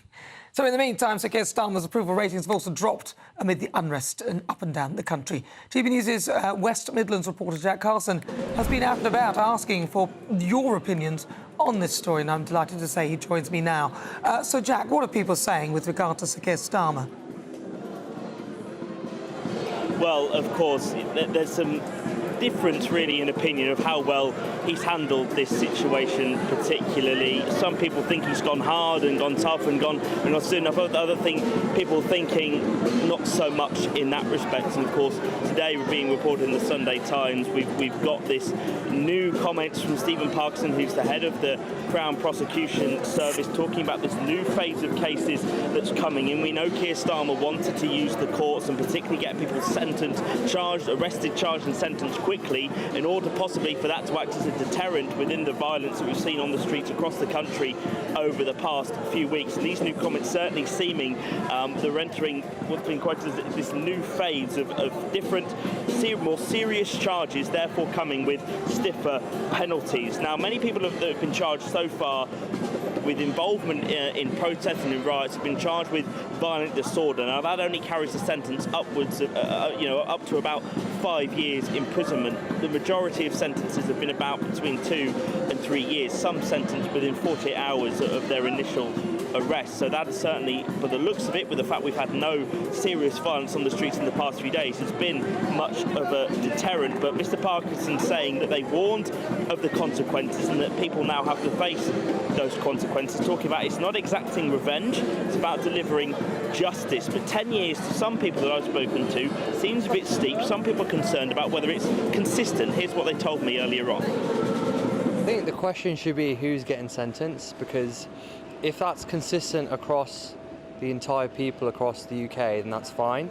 But I think the biggest challenge is, you know, when we look at about the riots, is everyone getting treated fairly? Probably not. I think what I've noticed and what I can see is different communities are getting treated differently, and that's not fair. I think if people are going to do this sort of thing, then they must be prepared for the consequences, you know. Normal people, well, I say everyone is normal to a certain extent, and if people want to go about doing their own business and people are going to keep rioting, it's making other people uncomfortable. So if the punishment is there for the crime, then they'll have to serve it, won't they? And if that's what the government need to do to make these people realise that, you know, you can't just go around doing what you want to do, then they'll have to take the prison term, won't they? And I think that's fair. I think that's fair for everybody. Other people just want to go about doing their own business and enjoying life, you know? And if these people are going to try stopping them, it's not right, is it? I think it's way too much, because the government is concerned about financial gains and the actual debt as a country, and they're trying to pull back money. Well, if you send one person to prison, I think it's about average of £80,000 a year to look after one for 1 year. So it's 10 years, it's like nearly £1 million. Well, that's actually ridiculous. So we send 100 away to prison. Well, that's an awful lot of wasted money. You know, there's got to be other ways of actually dealing with this situation than actually sending people to prison, and I think they're going to do better by, because is it going to benefit them? No, it's not. Long term, it'll probably make them worse.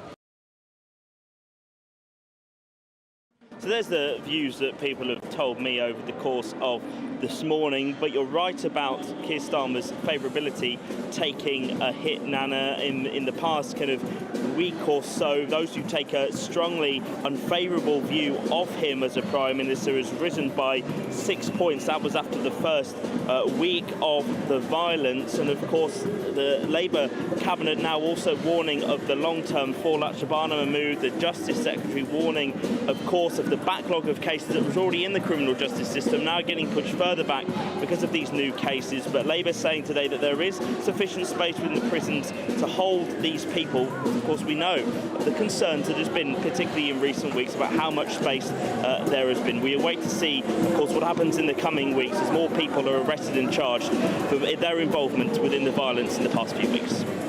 Jack Carson, thank you very much. That is Jack Carson, our West Midlands reporter. Right, it's just coming up to 12 minutes after 4 o'clock. You're with me. I'm Nana Akua. This is GB News. We're live on TV, online and on digital radio. Now, according to The Telegraph, social media influencers who incited riots online are being hunted by specialist police. Organised crime units have been set up to investigate hundreds of leads after trawling through social media posts suspected of inciting far-right rioting by spreading hate and inciting violence. Well, that's fair enough. Inciting riots is wrong, full stop. I would expect anyone who does that to be punished, and that is absolutely correct. If Sir Keir can meter out justice that quickly, wouldn't it be great, though, to see that happening across the board with knife crime, theft, rape, etc.? But absolutely, you can't have people inciting violence and spreading hatred. I agree with those sentiments entirely. Great. Chief Constable Chris Hayward, the National Police Chiefs Council lead for serious and organised crime, said, "Let me be clear, inciting violence and encouraging mass disorder are incredibly serious offences." Absolutely. So, presumably this works regardless of which side of the incitement or hate you're coming from. So I'm hoping to see some action against Samira Ali, the national organiser for Stand Up to Racism, who were apparently behind the protest yesterday. She addressed the crowd outside what she believed to be Reform UK's HQ. She said, "We are standing here today to send a message to Nigel Farage and Reform UK. We think he is fanning the flames of bigotry and Islamophobia. We are drawing a line in the sand. There will be no more fascists on the street. Anti-racists are the majority." So she's basically blaming him for stoking tension and calling him a racist, a bigot, Islamophobic and a fascist, and saying that there will be no more like him on the streets. Well, that's what I'm reading into her words. Words which you could argue are hateful and, in my view, totally untrue. And even if you believe them, surely saying this sort of thing out loud to a group of people and targeting one individual outside what you believe to be his party office without any real evidence can be seen as misinformation or some sort of incitement? No? I mean, look what happened to Charlie Peters, our reporter at the rally, when they realised he was from GBNews, where Nigel works. Our crew were attacked. You could argue that her comments were the trigger. Don't touch me! Don't touch me! Don't touch me! I will... He's touching me! Film it, Stevie. Film it. Get stuck in the back. Get back. I'm not getting back. My job is your safety. No. Yeah. Is that your bag? Yes. I mean, the utter hypocrisy of it all. By all means, protest, but you have to be held accountable for your words, whatever side you're on. Let's hope that justice is applied equally, because the problem for many on the left is that by believing they hold the moral high ground, many think anything goes. And under Sir Keir's crackdown, if he wants to avoid being labelled two-tier Keir, justice must be applied evenly.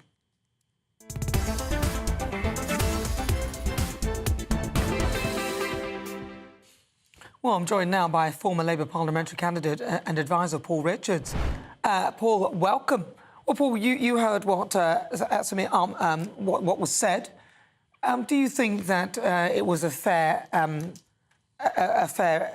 comment with regard to Nigel Farage?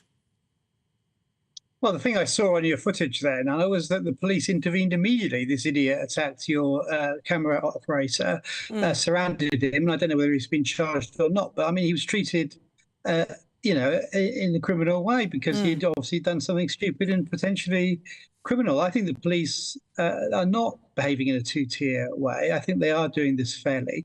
And when it comes to the sentencing and the ramping up of the criminal justice system, justice, of course, must be blind, but the government has got a duty to protect its citizens. And it was hanging in the balance, a few days ago.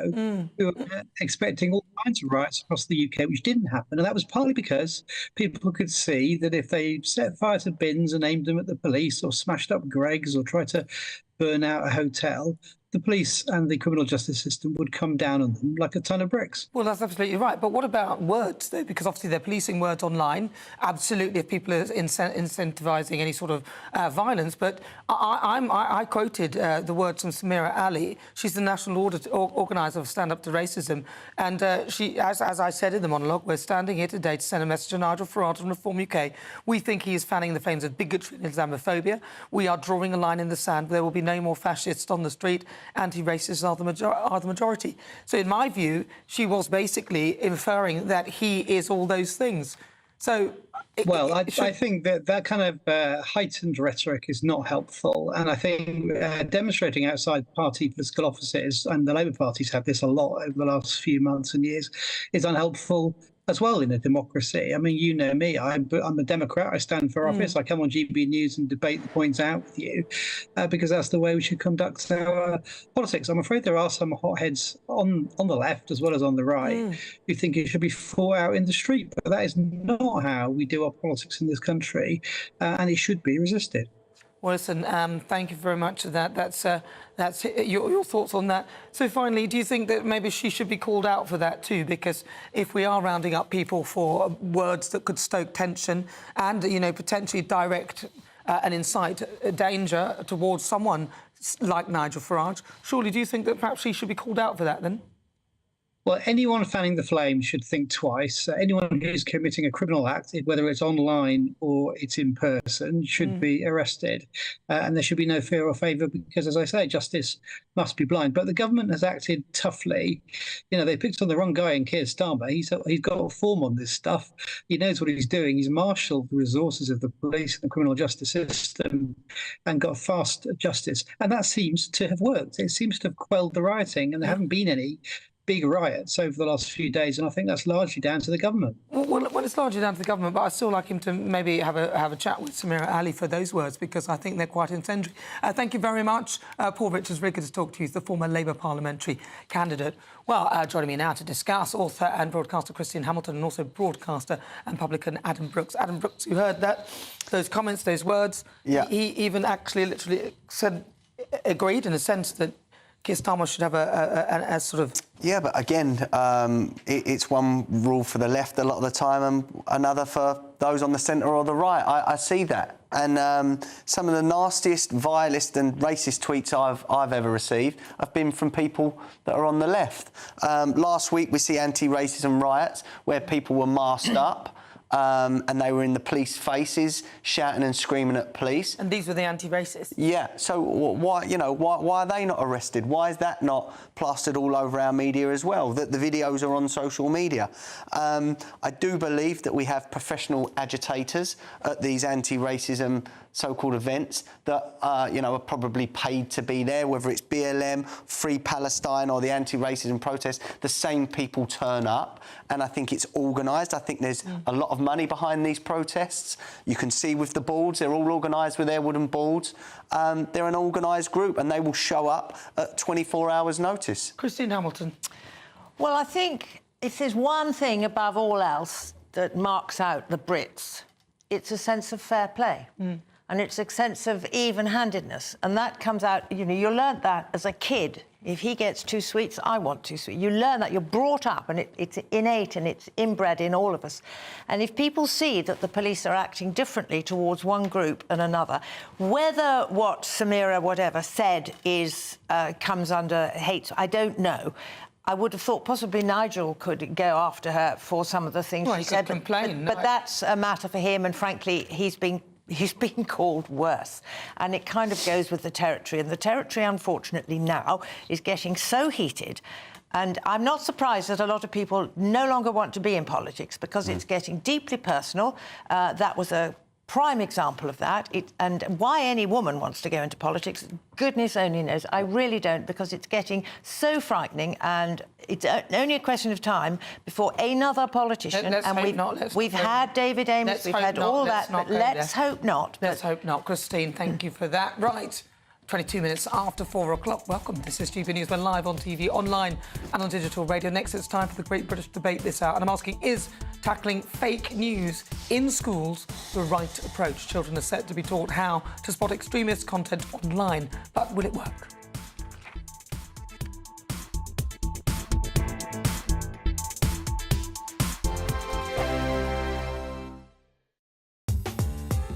I'm Christopher Hope. From pop stars to politicians, I'll interview anybody in a pub who's got a political opinion. Join me every Friday on Spotify, Apple Podcasts, YouTube or gbnews.com, or wherever you get your podcasts. This is GB News, the People's Channel. Martin Daubney, weekdays from 3 p.m. Sarah, welcome to the show. Obviously, you work for a tobacco company, so a little caveat there to slip in. Nevertheless, it's no surprise that the illegal market is growing so much. When you look at the cost of cigarettes in Britain, huge amounts of duty, and oftentimes, of course, criminality always finds its way into the system. Tell us more about your report. Absolutely. I mean, up to 90% of a packet of cigarettes is tax. And in the last year, there's been 2 tax increases that have equated more to the last 3 years combined. So now, if you're a roll-your-own smoker, a 30-gram pouch of roll-your-own will cost £22.50, but you can buy a counterfeit pack of 50 grams for £3.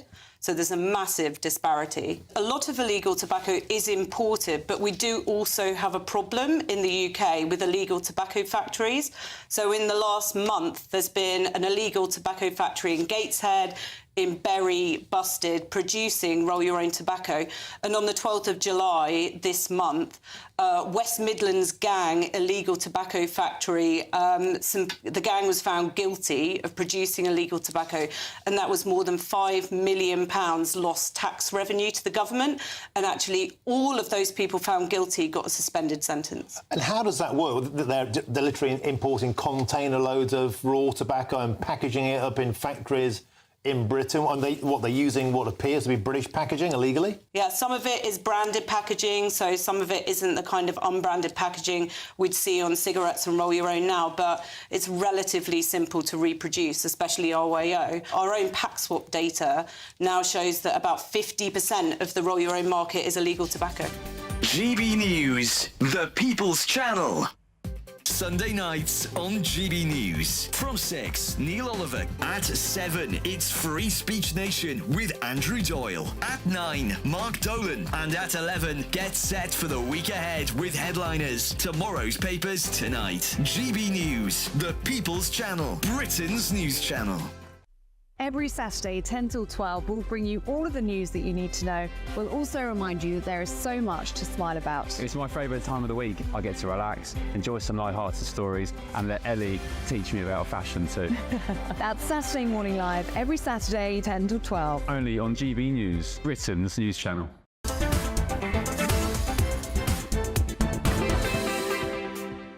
Good afternoon, 25 minutes after 4 o'clock. This is GB News. We are Britain's news channel, live on TV, online and on digital radio. I'm Nana Akua. And it's time for the Great British Debate this hour. I'm asking, is tackling fake news in schools the right approach? Now, according to reports, children are set to learn how to identify extremist content as well as fake news online. Now, the government are attempting to overhaul the curriculum, and this follows on from a week of violence to script the nation. Education Secretary Bridget Phillipson said that youngsters will be given a critical thinking course or skills to enable them to spot misinformation. Some will be as young as 5. So for the Great British Debate this hour, I'm asking, is tackling fake news in schools the right approach? Well, joining me to discuss, broadcaster and author Christine Hamilton, also broadcaster Adam Brooks. OK, so I used to lecture in schools and I used to teach critical thinking, actually. So that was my big thing. And I would teach them all to look at things critically and not take everything they see, take it all with a pinch of salt and then work out the different things. Adam Brooks, I will start with you on this. So, look, my main thing here, who is the arbiter of what is fake news? We've seen so many instances in the past few years where things that, you know, are being taught to kids in schools. We have left-wing teachers teaching kids that men can become women or women can become men, which is obviously factually absolute nonsense. But, you know, who's going to say that that's fake news? The left-wing teachers? No. During COVID, we had our own government telling us that AstraZeneca vaccine was completely safe, then withdrawing it a few months later because people were dying, and it wasn't although completely they would argue safe. that for some people it was fine, and for some people it did save lives, but there were those, and there was a point where they realised that there may have been, it could be implicated. So fact checkers online, they're funded by different groups. It's open to manipulation. Who's going to fact check the fact checkers? It's a worrying thing, and I just worry that kids now are going to be told this has been fact-checked, this is 100%, when we know that things change. Well, there have been other things. I mean, there's the BBC, of course. They've had issues when they said about the bomb from... they said it was from Israel. It turned out to be a backfiring from Hamas. Who is policing the BBC's misinformation? Well, they've got... They don't do it themselves, haven't they? But they don't do it to themselves, do they? Let's say about that the better. Christine Hamilton. Well, Adam's absolutely right. Who's going to, what is it? It's quis custodiet ipsos custodes. Who's going to guard the custodians? And it depends who's doing the teaching. I thought that all children, from the minute they start to speak and think, are taught critical thinking. That's what I do with young people who I'm around. What do you think about this? Look at this, look at that, look at the other. Critical thinking is a part of life. Obviously, now that we've got the internet, etc., you have to bring that into it. But where, as Adam says, where was the critical thinking over COVID? They completely disregarded the voices. Anybody who was against the conventional wisdom about COVID, Senepta, Gupta and people like that, leading academics in epidemiology, they were just completely brushed aside. They have now been proved that they were right. their theories, their thinking, apart from on GB News, were never given any airspace at all, so people never heard the other side of the argument. Well, they did. Well, the problem with it, though, if we bring it back, is that there will be elements, some of them will be right, some of them won't be conspiracy theories, some of them will, some of them won't. It'll be very difficult for someone to determine which one is and which one isn't. And the bottom line is the school, will the school actually be able to do that? Because you could be feeding people, for example, the riots, they said there were going to be over 100 riots. There weren't. That turns out to be potentially fake news. So there's lots of fake news. Elon Musk tweeted something. That turned out to be fake news. Even the people who should know or may know, they don't know the difference either. So how are they going to do it at schools? The BBC was saying fake news in the wake of October the 7th, were they? They were saying that an airstrike had been the Israeli airstrike, and it was nothing of the sort. So if you can't trust, I can't believe I'm saying this, if you can't trust the BBC, which frankly you can't, but. It is difficult. Well, it's good at some things, to be fair to them. OK, let's be fair to the BBC. Let's be fair to the BBC. They do good dramas, don't they? They do. But let's also remember that we've had media outlets tell us the biggest terrorism threat in this country is from the far right, when we've got 40 or 50,000 Islamist terrorist subjects on their watch list. So it's almost like you're being taught not to look at facts anymore. You know, it's agendas that are being pushed. Who is going to police those agendas that get pushed? But surely to give kids the skills to be able to critical think is a good thing. Of course it's a good thing, but that, I thought, and rather naively, that was already in the curriculum, and all that has to be added on is say, oh, and by the way, you now have to be very careful because of online stuff, which didn't exist X numbers of years ago. But teachers are not exactly representative of all thinking across this country. That is the problem. So I worry, as I started out by saying, who is in charge of the people who are taking these lessons? Because I'm also concerned of things like critical race theory that's supposed to be... you know, that basically white people are already the oppressor, and a theory that then means that black people are the victim, and that sort of thing, which seems to be something that would be acceptable within, on the left side of the argument, which people will be teaching at schools. And erasing history, I don't want to be told I'm a victim, and also everyone's been a slave at some point.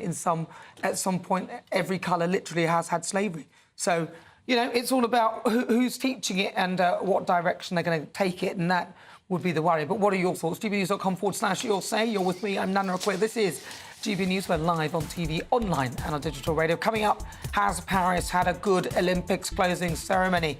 The closing ceremony has undergone massive changes following all of the backlash from the opening one. I'm in that one. Did you see that? I'm in the opening ceremony. There's somebody who looks like me. But has this been a good games? Stay tuned. Now, let's get your latest news headlines with Sam Francis.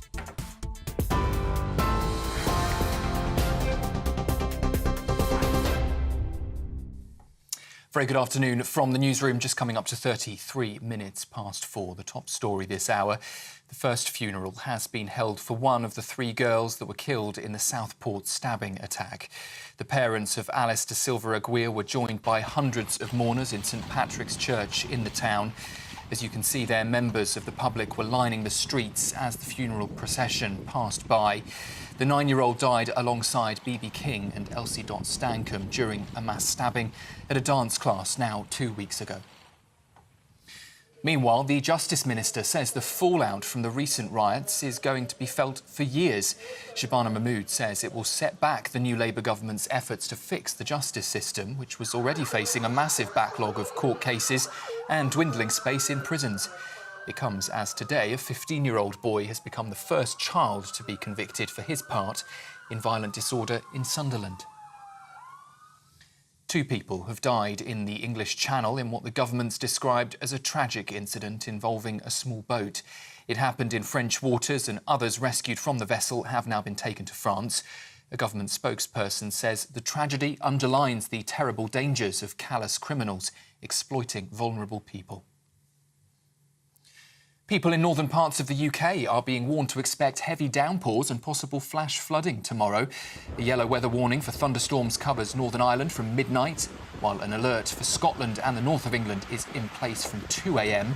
Meanwhile, though, further south, warmer weather is predicted. In London and the southeast, temperatures could reach 34 degrees Celsius.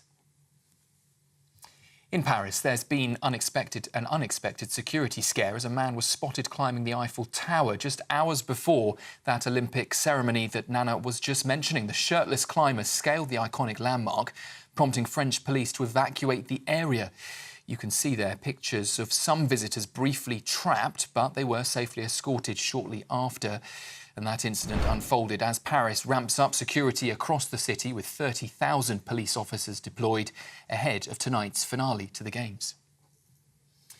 And finally, staying in Paris, Team GB have finished 7th in the Olympic medal table with a total of 65. It's one better than the previous Games in Tokyo, with 14 golds included in this year's haul. Gold medal winners Alex Yee and Bryony Page will be Great Britain's flag bearers at the Olympic closing ceremony tonight. Those are the latest headlines for now. I'm Sam Francis, back with you for another update just after 5 o'clock. For the very latest GB News direct to your smartphone, sign up to News Alerts by scanning the QR code or go to gbnews.com/alerts.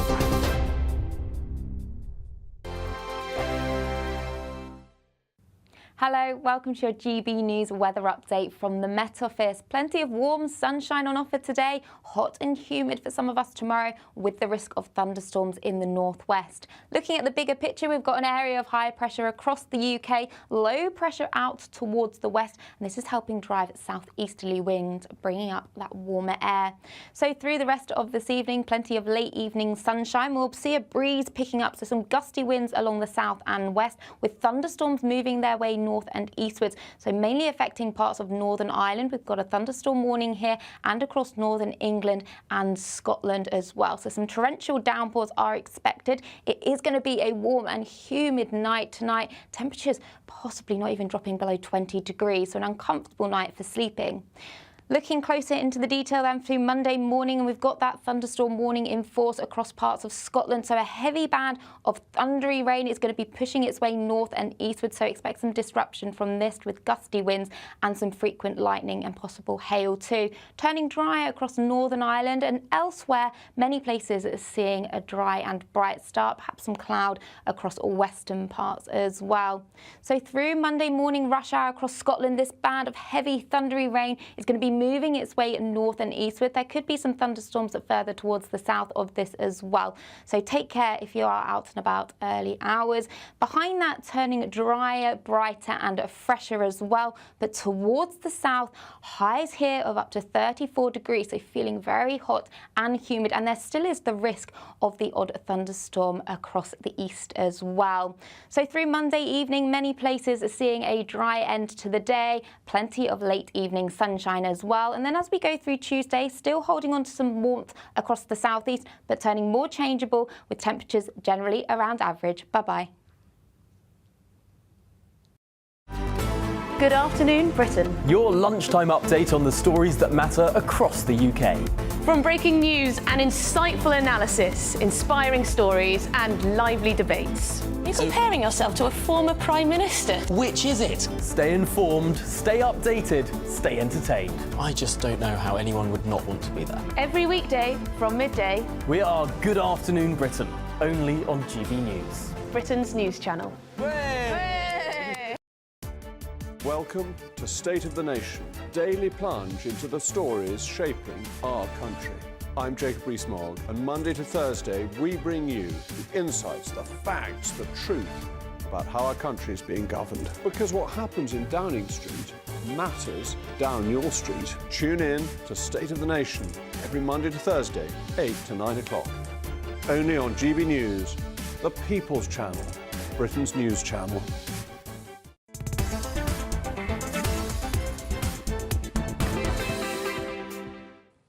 Good afternoon. It's just coming up to 38 minutes after 4 o'clock. We are live on TV, online and on digital radio. This is GB News. We are Britain's news channel. And again, it's time for another Great British debate this hour. And I'm asking, has Paris been a good Olympics? According to the reports, closing ceremonies at this year's Paris Olympics has had to be revised many times after the opening one received major backlash. The Catholic Church. There's me. Can you see me in the red outfit? The Catholic Church, actually, no, I think that's a guy. The Catholic Church were dismayed by the content that featured transgender models and a naked singer depicting the Last Supper. And that's not to mention the gender row that's plagued Algerian boxer Iman Khalif, who took gold in the women's welterweight final. So for the Great British Debate this hour, I'm asking, has Paris been a good Olympics?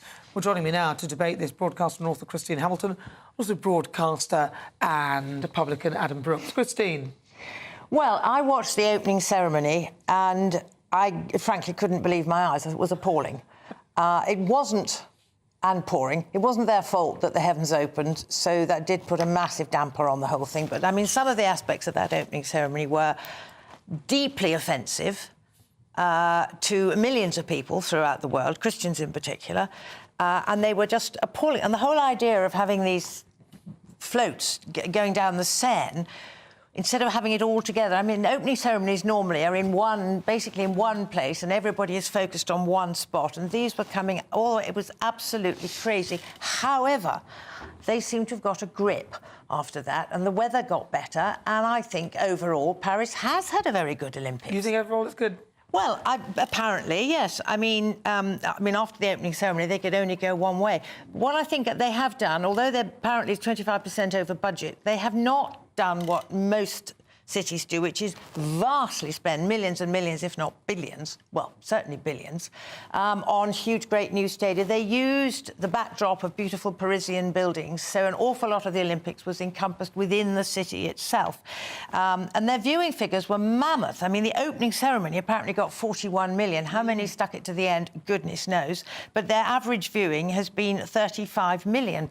And I think, for me, the best thing about the Olympics, I haven't watched it wall to wall because I've actually been too busy organising mini-Olympics for young children at home. Really? Yes, but they're not allowed to watch television, so we haven't watched any of it much. But there's something called, which I didn't know about, the Champions Park, which is an innovation this year that France has put in, and it's free. It's been largely unreported. I didn't know about this until earlier today, and it's not part of the main Olympics, but all the athletes, and in particular the medal winners, can go, and there's a sort of runway and a platform and a stage where they can go and strut their stuff and join in with people who feel that they're touching gold and touching silver.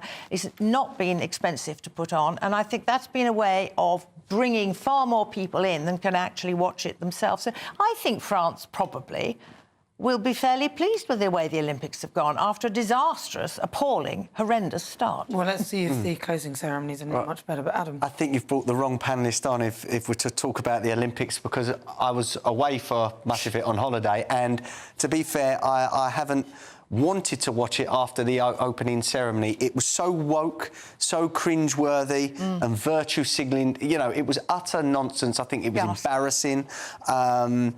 One thing I will say, though, I've seen a few clips, and obviously I've read some stories on social media, is it's highlighted fairness and safety of women's sport internationally.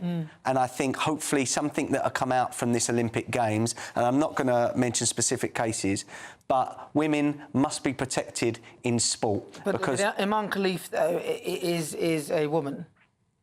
Although that's your Iman opinion. has XY. Yeah, the safety. All I will say is that the safety and the fairness of women's sport needs to be looked into, because I box, and if someone has got a genetic advantage, I'm not saying that person has, but if they have, which is being suggested, that is very dangerous, and it's a very dangerous sport to have an advantage over your competitor. If it's true that they have XY chromosomes, which is the male chromosome, then a man can punch 2.6% harder, or 2.6 times, harder than a woman, sort of a similar weight with XX chromosomes. Well, I mean, if Imam had been running alongside somebody, a woman, I won't qualify, on a track, that would have been one thing. But actually to put two people in the ring who are this is why they have heavyweight, middleweight, bantam, whatever, in boxing, because it's a contact sport, and you have to make sure. You couldn't possibly have a heavyweight boxer with a featherweight boxer. And they just wouldn't do it. So why did they allow it? That's what I don't know. It should never have been allowed. Hopefully, this is a different situation, but hopefully this gets people talking about the fairness and safety when it comes to trans competitors protesters, because Sharon Davis, that is a regular on this channel as well, highlights the scientific and the moral issues with that. Although, to be fair, Iman is intersex. As I said, it's a completely different situation. But the point, I think, remains. Sorry, the point I think still remains that if it is true that somebody has XY chromosomes, then in my view, and this is my educated view to a normal degree, like a normal person, that means that that person, when they were being made, something went wrong. They were meant to be a man, and then the organs weren't made properly. That's why they've got the XY. But if that's the case, then I think that needs to be taken into account. I don't think that there should be boxing against anyone with XX chromosomes. 100% agree with that. And you cannot make the rules for a minuscule, infinitesimal number of people. How many people with that chromosome combination are going to want to go into boxing? Well, I think the two of them were fighting each other, weren't they? Have a gender test and put it all to bed. That's what I would do. Well, I think on their gender test, these two got through and they ended up being two XYers fighting each other in the final of the women's boxing. So I think that says it all. But this show's nothing without you and your views. Let's welcome our great British voices, their opportunity to be on the show and tell us what they think about the topics we're discussing. Joining me from Yorkshire is John Dimberline. John, welcome to the programme. What are your thoughts? How do you feel the Olympics has fared? Well, first of all, thanks for having me on the show, Nana. I'm a great fan and enjoy everything that we see on this show, so thanks for that. I saw bits of the opening ceremony and I think some of it was really, really good.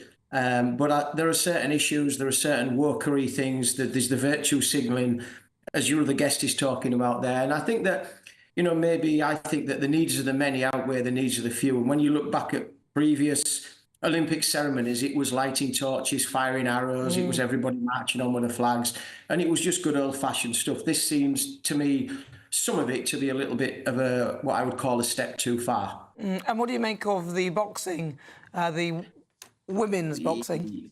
I have a history of boxing. I've been involved in boxing for many years. I have a couple of good friends who were involved in boxing. I was at a boxing show last week, which was like a battle at the seaside in our town at Withensea. And it's very simple to me.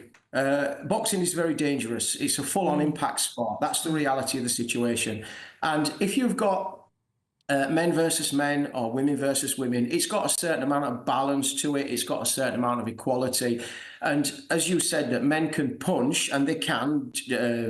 Biologically, men tend to be stronger than women. So if you've got a professional male boxer and you've got a professional female boxer, generally speaking, the male boxer, even amateur, is going to be stronger, faster, and hit harder. And those hits will cause damage. Now, as for this girl who, obviously, this contentious issue, clearly the Olympic Committee feel that she is a female, and obviously they have nothing to gain by allowing somebody who's not a female to box and claim that she's a female if she's not. And I think it's reasonable to assume that she probably is a female. Yeah. But where the danger starts to lie, sorry, Nana, I've got to go so quickly, you've got about 10 seconds. So where the danger lies is that measure the testosterone levels. If you've got females with high testosterone, put the testosterone levels into certain bands, female against female, male against male, problem solved. Problem solved. Thank you very much, John Dimberline. Really good to talk to you in New York. So thank you for your kind words as well. 47 minutes after 4 o'clock, right. Worldview on the way. Trump's camp claimed they were hacked by Iran back in June. Stay tuned, that's next.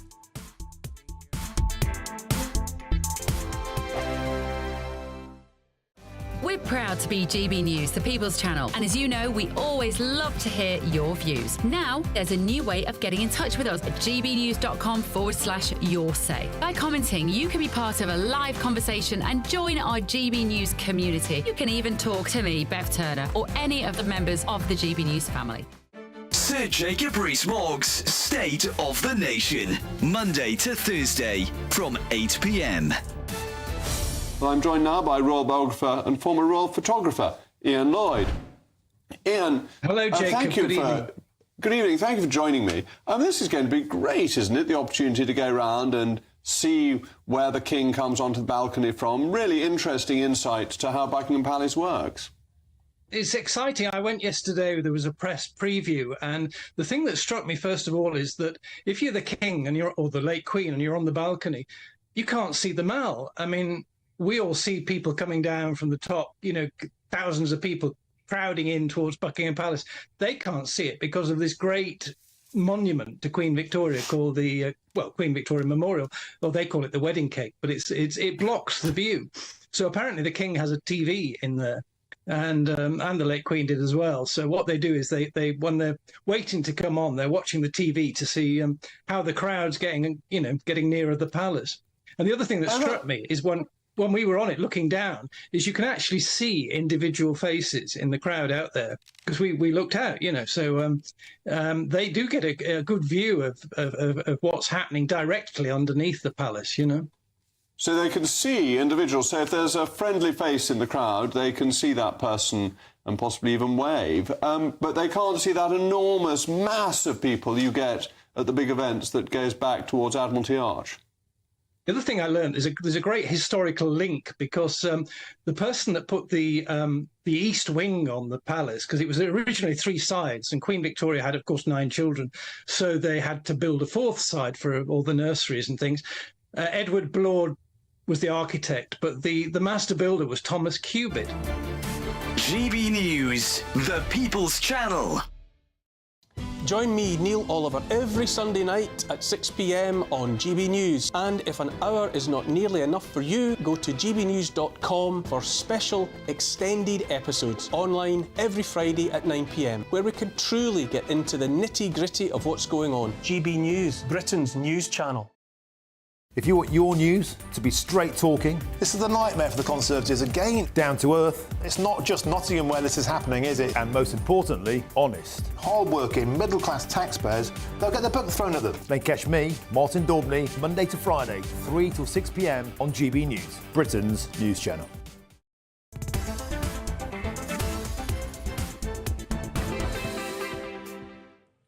Well, you're with me. Good afternoon. Welcome. This is GB News. We're live on TV, online and on digital radio. Now coming up, former President Donald Trump has claimed that his campaign was hacked by Iran back in June. This was around about the time that he was set to announce his running mate for the 2024 US election. All of this as Kamala Harris is surging in the polls, proving popular in a number of swing states. Now joining me by the US Foreign and Security Policy, Professor David Dunn.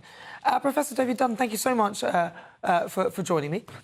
So Kamala Harris, she's apparently surging in the polls. Donald Trump tells us that he may have been hacked. Can you tell us more about those two stories?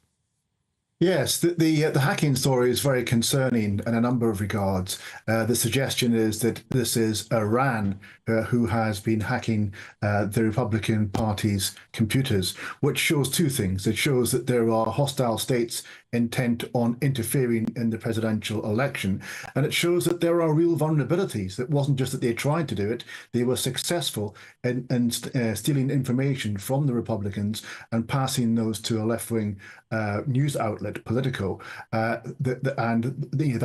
a problem in terms of the security of the election. It's also a problem in terms of actually the trust that people have in the whole electoral process. We know that whenever Donald Trump loses, that he actually says that he didn't lose, he was cheated. And of course, when you have foreign states interfering in the electoral process or trying to, it actually gives credibility to those ideas in the minds of certain voters. So the Republicans are clearly concerned about that. The momentum with Harris seems to build. The opinion polls have actually stopped their steady decline that we saw under Joe Biden, whereby his numbers were appalling. His approval ratings were catastrophic, but lower than any president has ever been re-elected. In fact, he gave an interview today when he said that one of the reasons why he stopped his nomination and re-election campaign was that he realized that it wasn't just the presidency that the Democrats looked to lose, but actually key states in Congress and the House and in the Senate, and therefore there was a need for him to pull out and to redirect the campaign, and that's what we've seen. So not only has Harris stopped that slide in the opinion polls, she has actually, in some polls, gone ahead both nationally and in the swing states, ahead of Donald Trump. And crucially also on the issue of who do you trust most with the economy. There's one poll out today that shows that actually Harris is more trusted on the economy than Donald Trump. So Trump's had a fairly bad 3 weeks, a bad week in particular, and he doesn't really have found his footing on how to deal with Harris rather than talk about the issue, which the Republican Party want him to do. What instead he's done is to go for personal attacks, calling her a low IQ individual, and other such things, which shows a lack of discipline as far as many Republicans are concerned. So the Wall Street Journal, the conservative Wall Street Journal, had an article this week where they said, have the Republicans lost an entirely winnable election by choosing Donald Trump, who seems unable to actually maximise the opportunity that they present? Well, Professor David Dunn, thank you very much for your thoughts. Interesting stuff. So it's going to be a big old election. I'm really excited for that one. But if you just join me, welcome. You're with me, I'm Nana Akua. This is GB News. Up next, rioters could face up to 10 years in prison. Stay tuned. A brighter outlook with Box Solar, sponsors of weather on GB News. Hello, welcome to your GB News weather update from the Met Office. As we go through Monday, it's going to be turning increasingly hot and humid for some of us, with the risk of thunderstorms in the northwest, but it will be turning fresher later. Looking at the bigger picture, we've got an area of higher pressure across the UK. Further towards the west, a deep area of low pressure, and that's helping drive southeasterly winds. So through the rest of this evening, many places staying largely dry, but as we go through the night, we'll see the risk of thunderstorms developing firstly in the west, but then across Northern Ireland and parts of Scotland later, and we have got some weather warnings in force, so expect frequent lightning, torrential downpours and some gusty winds. And temperatures overnight, well, it's going to be feeling quite uncomfortable, some places not dipping below 20 degrees. Now, as we start Monday morning, we have this band of heavy, thundery, showery rain across western parts of Scotland, moving its way north and eastward, so there could be some difficult driving conditions in this, with frequent lightning as well and some torrential downpours. Northern Ireland turning drier as the day progresses, and across much of England, largely dry but cloudy further toward the west, and already feeling quite warm by 8 a.m. So as the day progresses, that band of rain will continue to push its way north and east, with some thunderstorms even ahead of that as well. So they can't be ruled out completely across the south, but many places should largely miss these. Many places seeing some hot sunshine, especially across the southeast. It's going to be feeling very hot and humid, with highs of up to 34 degrees, but fresher further towards the west. As we go through Tuesday, still a warm start in the south and east, but bright elsewhere. Then we have another band of rain moving in from the west, so turning increasingly cloudy, with outbreaks of rain for many across western areas, sunshine and showers behind that, and that sets the scene through Wednesday and Thursday, with unsettled weather on the way, but turning fresher as well. Bye-bye. Looks like things are heating up. Boxed Boilers, sponsors of weather on GB News.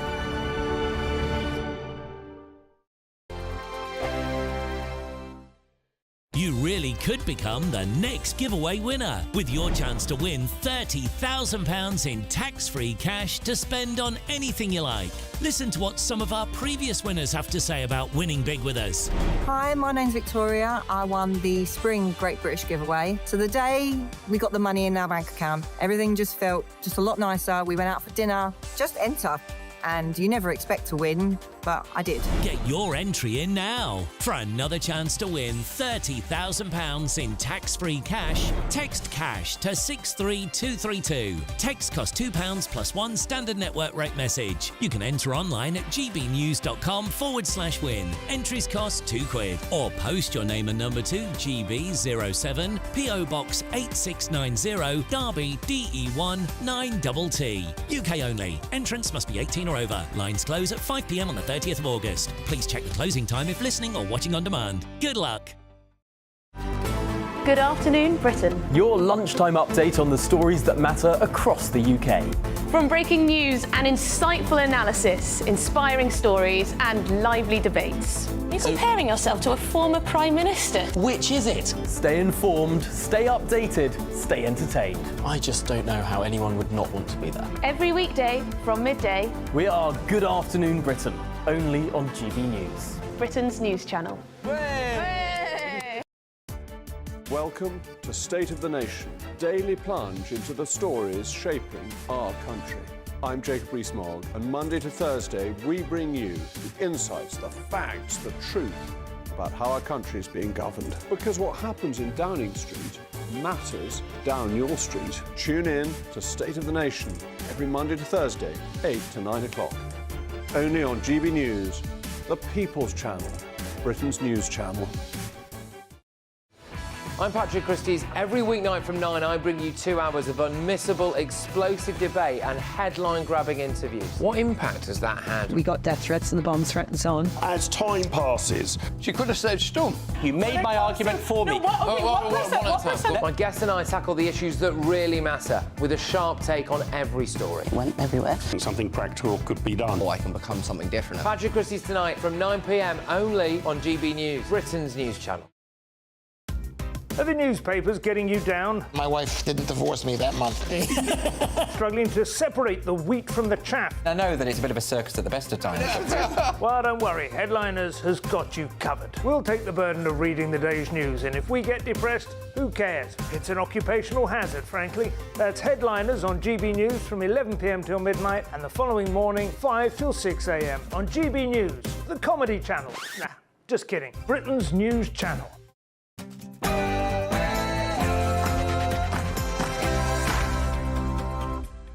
Good afternoon. It's just coming up to 5 o'clock. I'm Nana Akua. This is GB News. We're live on TV, online and on digital radio. And for the next hour, me and my panel will be taking on some of the big topics hitting the headlines right now. But first, let's get your latest news with Sam Francis.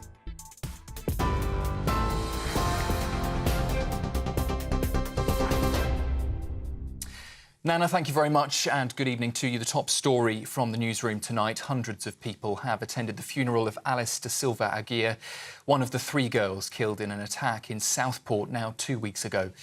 2 white horses wearing pink and white feathers carried her coffin in a carriage into the service in St Patrick's Church. During that service, a tribute to the 9-year-old from her parents was read out. The 9-year-old died alongside B.B. King and Elsie Stankham during that mass stabbing at a dance class, as I said, now 2 weeks ago. Meanwhile, the Justice Minister has said that the fallout from the recent riots across the country is going to be felt, she says, for years. Shabana Mahmood says it will set the new Labour government back at their efforts to fix the justice system, which was already facing a massive backlog of court cases and dwindling space in prisons. It comes as a 15-year-old boy has today become the first child to be convicted of his part in violent disorder in Sunderland. And that comes as hundreds of people involved in that widespread unrest are now set to appear in courts across the country as a top prosecutor warns some could face up to 10 years in prison. Business and Trade Secretary Jonathan Reynolds told us earlier that the government is prepared. Yes, there is sufficient capacity in the prison system because of decisions that were made in the early days of the new government. We have seen, I think, 780 arrests, 350 people charged already, and there will be more to come, and it will be the case that people will face the full force of the law. I think it's important that the public see not just a judicial system that's working well, but effective public services again in Britain. Jonathan Reynolds there speaking to us earlier. Well, the Education Secretary says children will be taught how to spot extremist content and fake news online in the wake of the protests. Bridget Phillipson said she's launching a review of the curriculum in both primary and in secondary schools to arm children against putrid conspiracy theories. That's her words.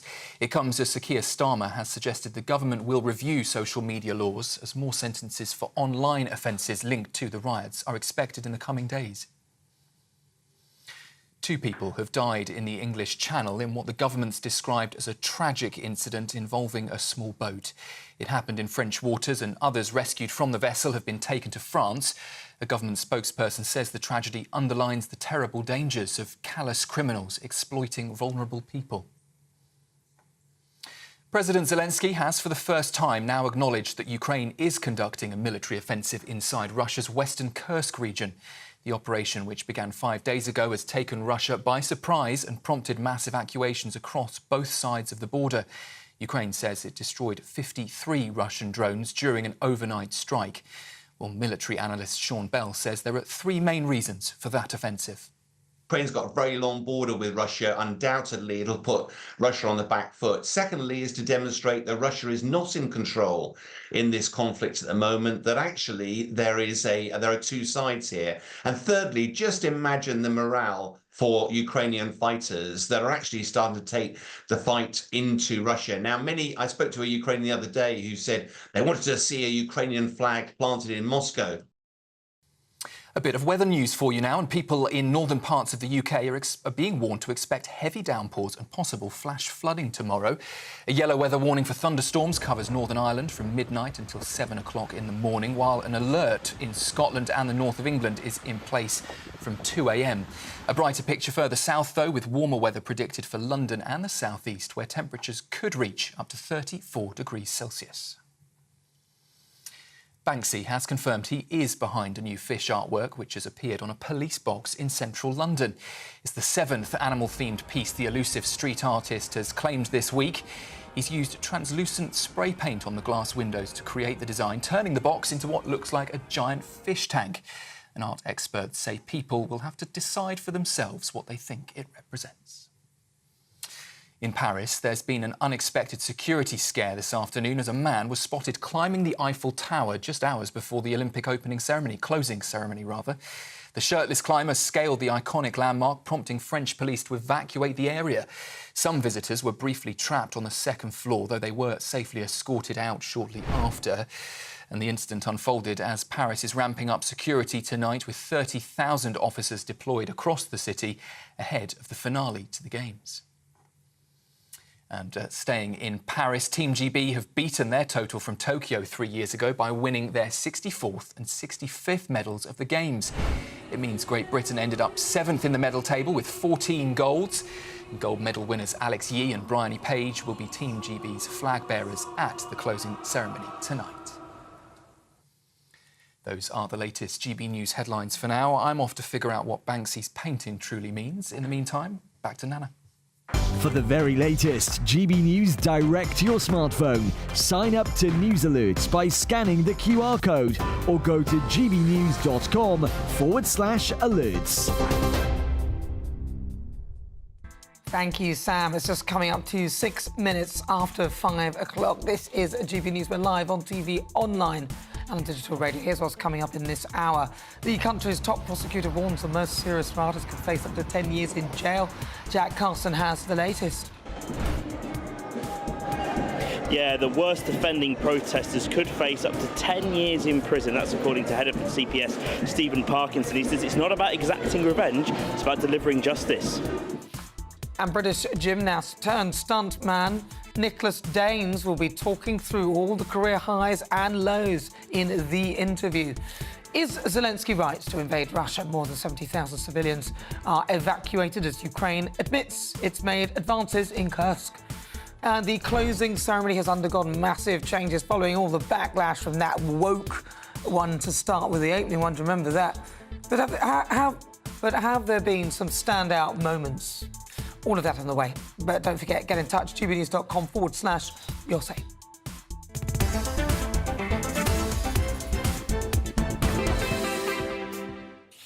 So the top prosecutor in England and Wales has said that hundreds more involved in the unrest over the last week will be brought to justice. Stephen Parkinson has claimed that those involved in the most serious crimes could face up to 10 years in jail. And all of this as Labour prepares to release prisoners who have served 40% of a sentence to combat overcrowding. Meanwhile, Sir Keir Starmer, his approval rating has dropped amid the unrest up and down the country. So GB News' West Midlands reporter Jack Carson has been out and about asking your opinions on the story. He's here to tell me more. Jack, what have people been saying? Yeah, well, really is a mixed view on this idea of those people, the worst offending protesters within the violence that we've seen in the past few weeks. They could well be started to be charged with rioting. That's according to the head of the CPS, Stephen Parkinson, in this report in the Sunday Times. Now, most of the people that have been arrested and very quickly charged and then sentenced that have been involved in the violence we've seen over the past few weeks have been charged with violent disorder. Now that carries a much lesser sentence, up towards 5 years imprisonment. Many of those already sentenced have been receiving shorter sentences of something like 20 months, 32 months we've seen over the past week, but it's how quickly they've been sentenced, which Keir Starmer has, repeatedly said in the past week how pleased he's been.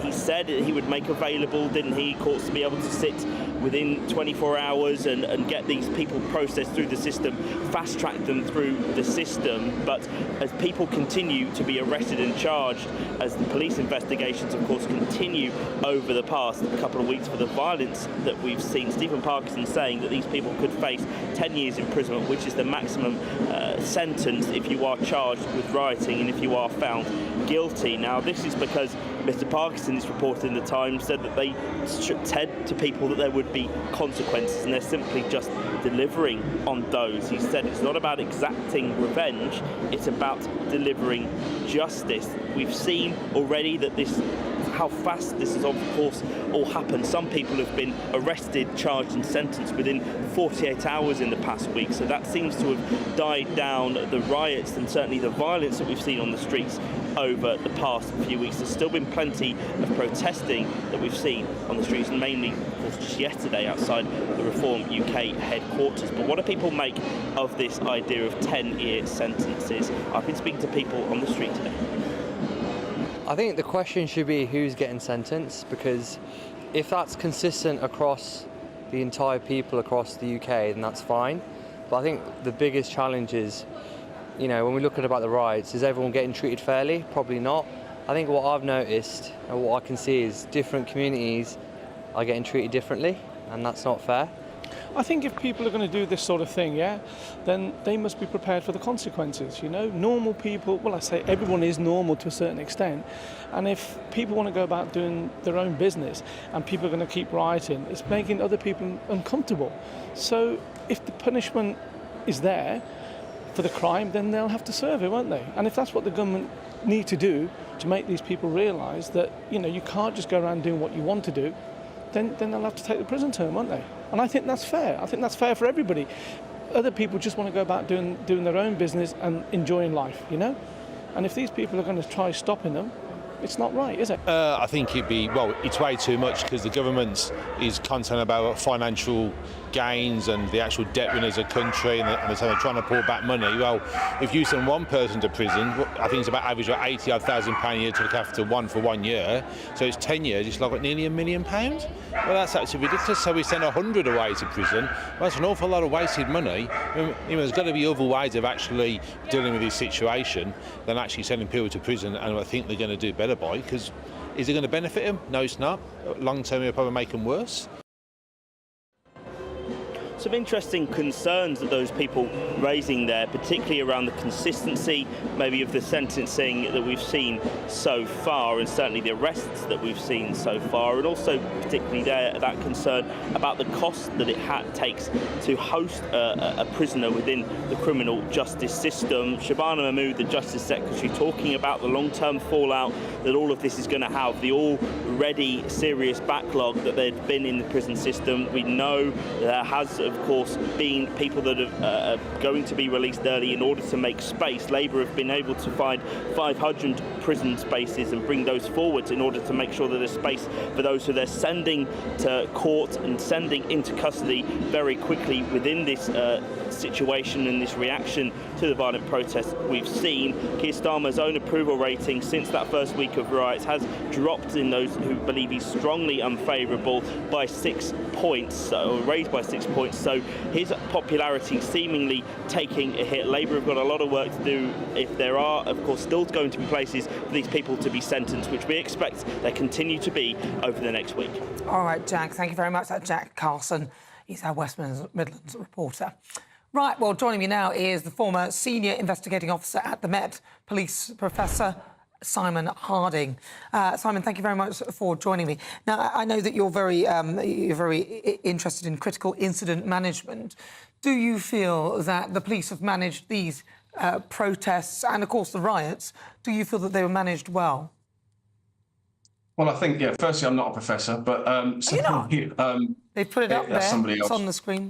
It's very difficult, isn't it, when you're, you can plan for so much, but when, multiple thousands of people turn up and, everybody in the community in terms of like different types of people, kids, grandparents will all getting involved in, in certain parts of the country. So it's very difficult to police, against those sort of people. The use of force if you're against a small child compared to a, middle-aged man compared to somebody who's older. So it's very difficult to snap decisions from police officers at the time. And I think as much as they could do, they did. But of course, there's never going to be enough resources at the moment in policing to cover. At one stage was 41 out of the 43 forces had, a disorder or expected disorder. So it's been very, very difficult in the last few weeks for them. Do you think Keir Starmer's approach is the correct one? The fast, swift justice, and then, giving the impression that the maximum sentence of 10 years has a potential of being imposed? Yeah, I mean, it's very interesting to see how that's developed and how they've managed to be so swift with, getting people from arrest to charge to conviction and sentence. So, but obviously those have been most of the people that have pleaded guilty, or the evidence is overwhelming on what they were doing. When you start stepping up to things like charging people with riots, that's a very different kind of a crime to try and bring forward, because you need to show that 12 or more people are acting together with a common purpose to use and threaten violence. So, you have to have those 12. So perhaps the investigation is looking at those groups that have organised it, turned up together, and therefore could be falling into that category of riot at the moment. It begs the question, though, if they can do swift justice like that so quickly with this, why can't they do it with everything else? We've got so much other crime. Yeah, of course, that's the question, isn't it? But it would be lovely to do that. Things aren't always that easy to do. They've created a pathway and created a system to be able to do this that doesn't exist with other offences. You can't get to court that quickly quite often in certain things. But, this is all part of the plan that they've got together with the police forces and the CPS and everybody else to create this very, very swift judicial process for them. Now, I was going to ask you, because I did my niggle where I get really annoyed with certain people for doing certain things. I did it earlier at about 4 o'clock. And I just wondered what your thoughts were on people sort of... because obviously, during these kind of protests and the protests that happened yesterday, there was a lady called Samira Ali. She's the national organiser for Stand Up to Racism. And they were sort of behind the protests yesterday. They were at the Reform UK HQ.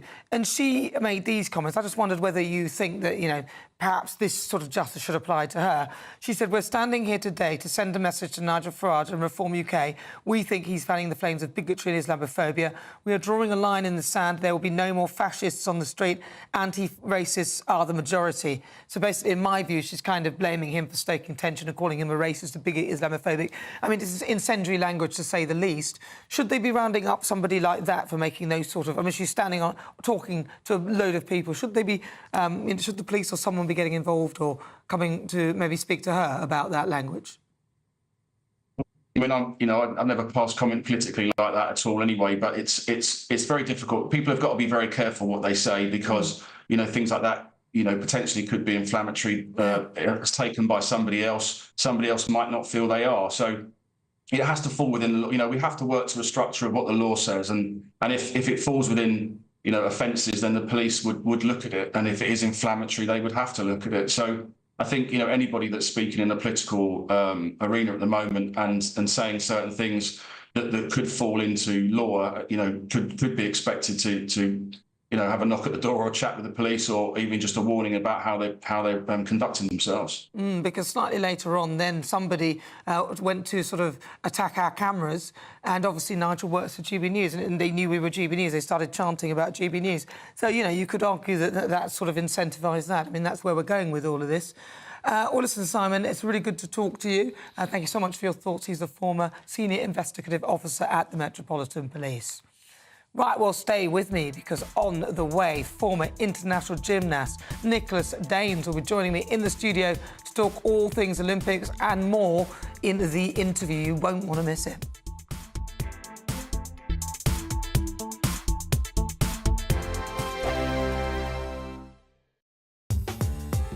I'm Christopher Hope. From pop stars to politicians, I'll interview anybody in a pub who's got a political opinion. Join me every Friday on Spotify, Apple Podcasts, YouTube or gbnews.com, or wherever you get your podcasts. This is GB News, the People's Channel. Headliners. Tomorrow's papers tonight. Every night from 11 p.m. Bad news for Liberal mothers who want to score virtue points by transitioning their kids, Lewis. You know, this Tell us what it is. Is a California dad is granted full custody of 4-year-old son after boy's mom tried to raise the child non-binary. It's almost like cult-like behaviour. You've got the mother transitioning and then the transitioning the son as well. It's interesting that, you know, it's almost like a religion. You get, you know, if you're a Christian, your kids are probably going to be Christian. If you're, you know, Hindu, your kids are probably going to be Hindu. And if you're transgender, your kids are probably going to be transgender. There's absolutely a causation there. We see plenty of times in videos. This is exactly it. And also we see the children of celebrities and people in particularly sort of liberal environments. It doesn't happen in some village in Indonesia or whatever. Yeah. Anyway, so yeah, there's no such thing as a trans child. There's no such thing as non-binary. What there is are people with mental health issues and parents who want a virtual signal and also want to brainwash their children. This is an egregious example of that, where she was basically taking him to Disneyland, but he couldn't get on a ride unless he wore princess shoes. I mean, really evil, horrible stuff. You know, forced to wear a dress on his birthday. Just really nasty stuff. Now, here's the thing. You talk about the court going to him. No, that's not what happened. He took 800 pages of documentary evidence. He took 8 hours of police body camera footage showing this mental behaviour from the mother. And guess what? The courts ruled that the mum got him. They ruled against him. The only reason that he got custody of his child is because, thank God, a child protective services officer randomly got involved, looked into it themselves, and that's how he eventually got custody of the child. So the courts in America are utterly captured. GB News, the People's Channel. Every Saturday, 10 till 12, we'll bring you all of the news that you need to know. We'll also remind you that there is so much to smile about. It's my favourite time of the week. I get to relax, enjoy some light-hearted stories, and let Ellie teach me about fashion too. That's Saturday Morning Live, every Saturday, 10 till 12. Only on GB News, Britain's news channel. We're proud to be GB News, the People's Channel. And as you know, we always love to hear your views. Now, there's a new way of getting in touch with us at gbnews.com/your say. By commenting, you can be part of a live conversation and join our GB News community. You can even talk to me, Bev Turner, or any of the members of the GB News family.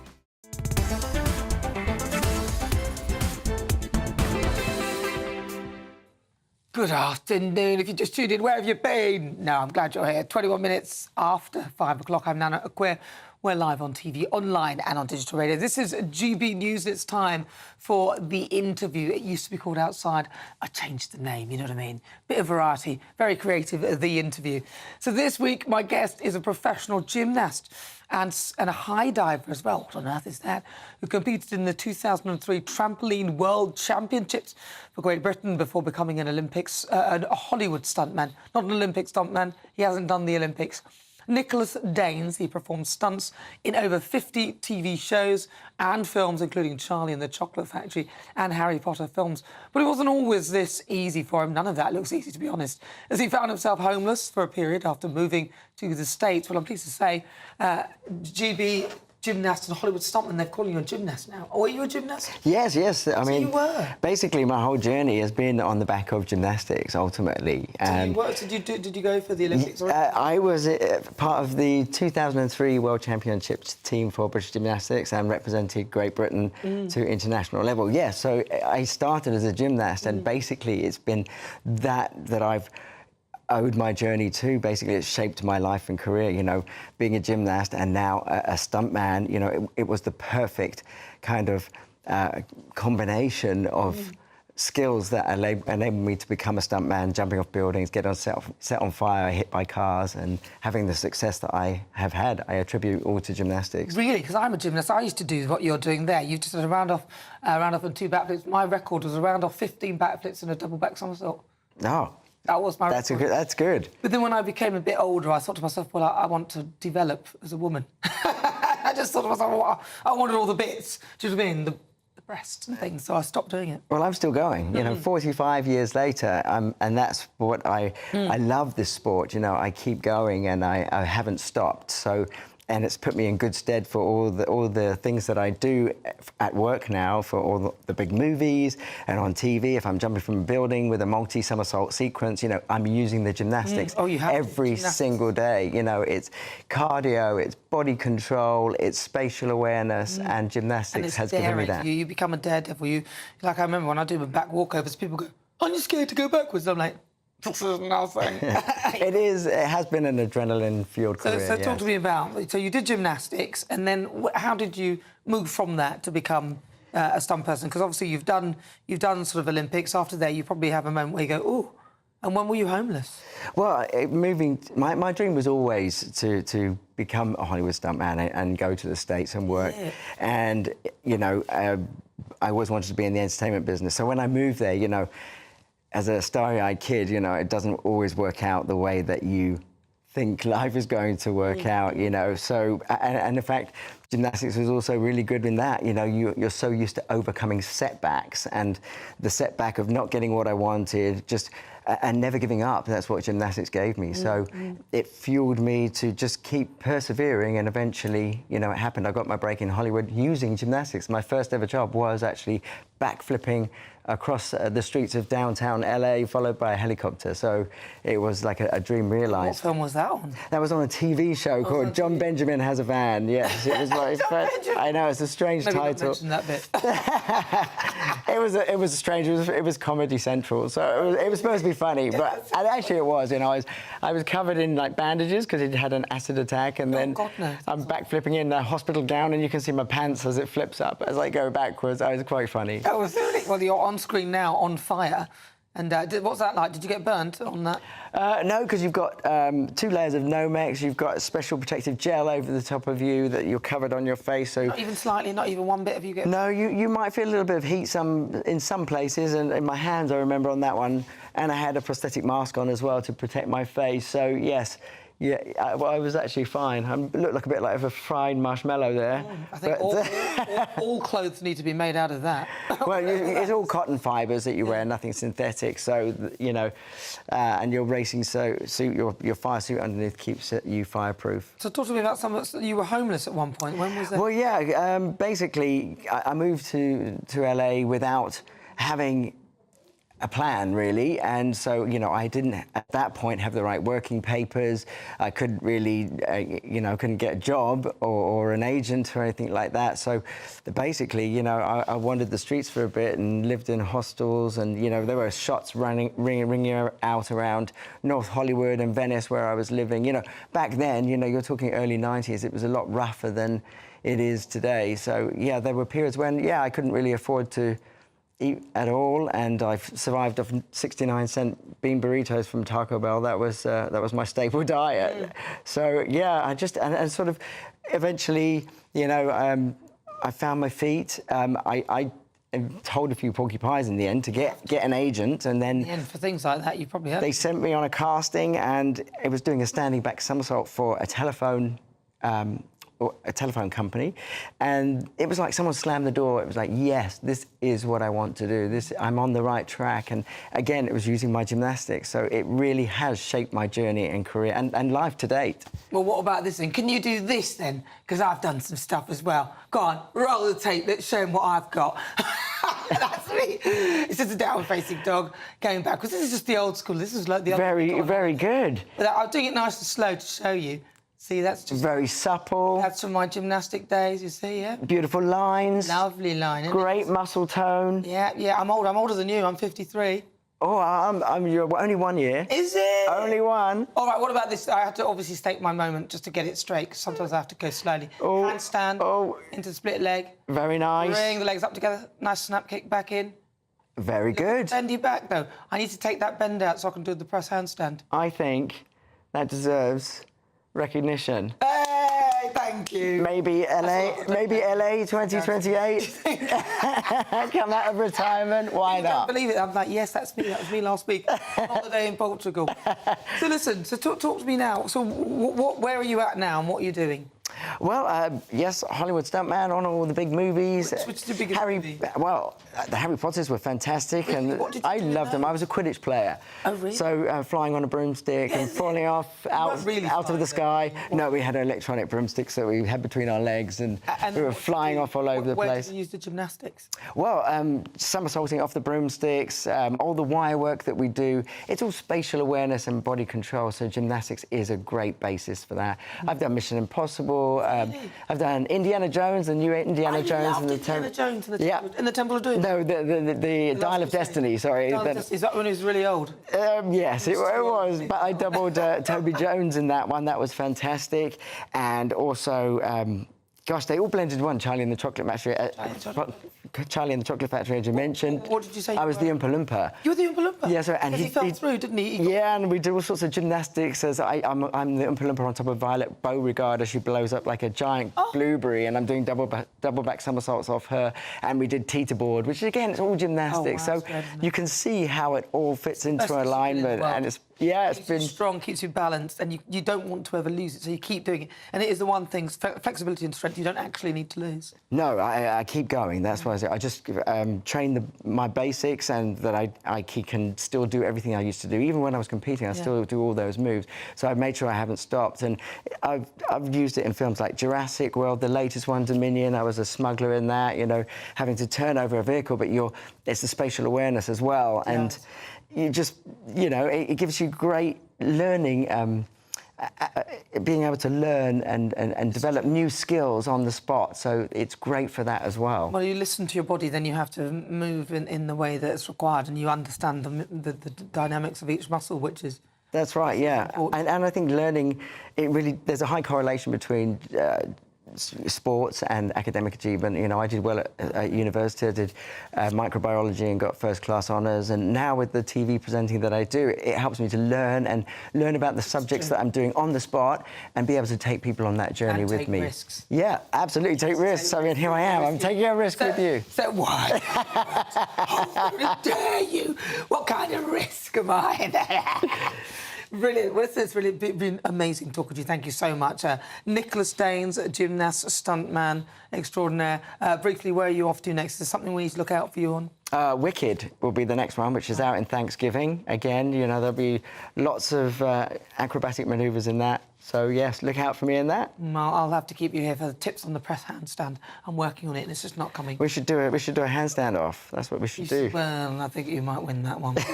Anyway, thank you very much. Nicholas Danes. Pleasure. Thank you.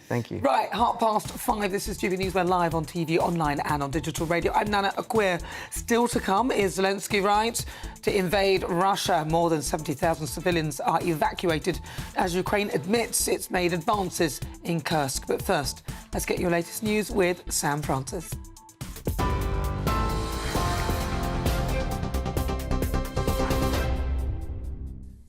Very good evening to you. Just after 5:30, the top story from the newsroom tonight. The first funeral has been held for one of the 3 girls killed in the Southport stabbing attack. The parents of Alice da Silva Aguirre were joined by hundreds of mourners in St Patrick's Church in the town. Members of the public were seen lining the streets as the funeral procession passed by earlier. The 9-year-old died alongside B.B. King and Elsie Stankham during a mass stabbing at a dance class 2 weeks ago. Meanwhile, the Justice Minister says the fallout from recent riots across the country is going to be felt for years. Shabana Mahmood says it will set back the new Labour government's efforts to fix the justice system, which was already facing a massive backlog of court cases and dwindling space in prisons. It comes as today a 15-year-old boy has become the first child to be convicted for his part in violent disorder in Sunderland. 2 people have died in the English Channel in what the government has described as a tragic incident involving a small boat. It happened in French waters, and others rescued from the vessel have now been taken to France. The government spokesperson here says the tragedy underlines the terrible dangers of callous criminals exploiting vulnerable people. People in northern parts of the UK, are being warned to expect heavy downpours and possible flash flooding tomorrow. A yellow weather warning for thunderstorms covers Northern Ireland from midnight, while an alert for Scotland and the north of England is in place from 2 o'clock in the morning. Meanwhile, though, warmer weather's predicted for London and the southeast, where temperatures could reach 34 degrees Celsius. And in Paris, there's been an unexpected security scare this afternoon as a man was spotted climbing up the Eiffel Tower just hours before the Olympic closing ceremony. The shirtless climber scaled the iconic landmark, prompting police there to evacuate the area.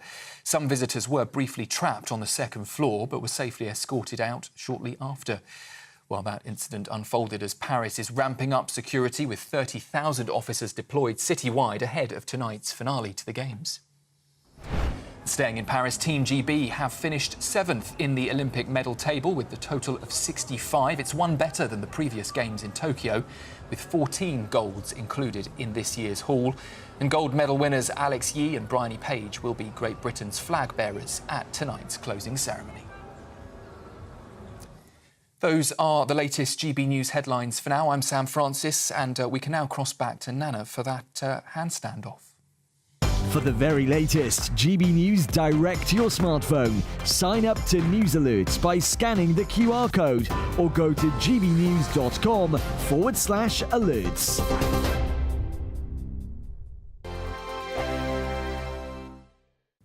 Hello, welcome to your GB News weather update from the Met Office. Plenty of warm sunshine on offer today, hot and humid for some of us tomorrow with the risk of thunderstorms in the northwest. Looking at the bigger picture, we've got an area of high pressure across the UK, low pressure out towards the west, and this is helping drive southeasterly winds, bringing up that warmer air.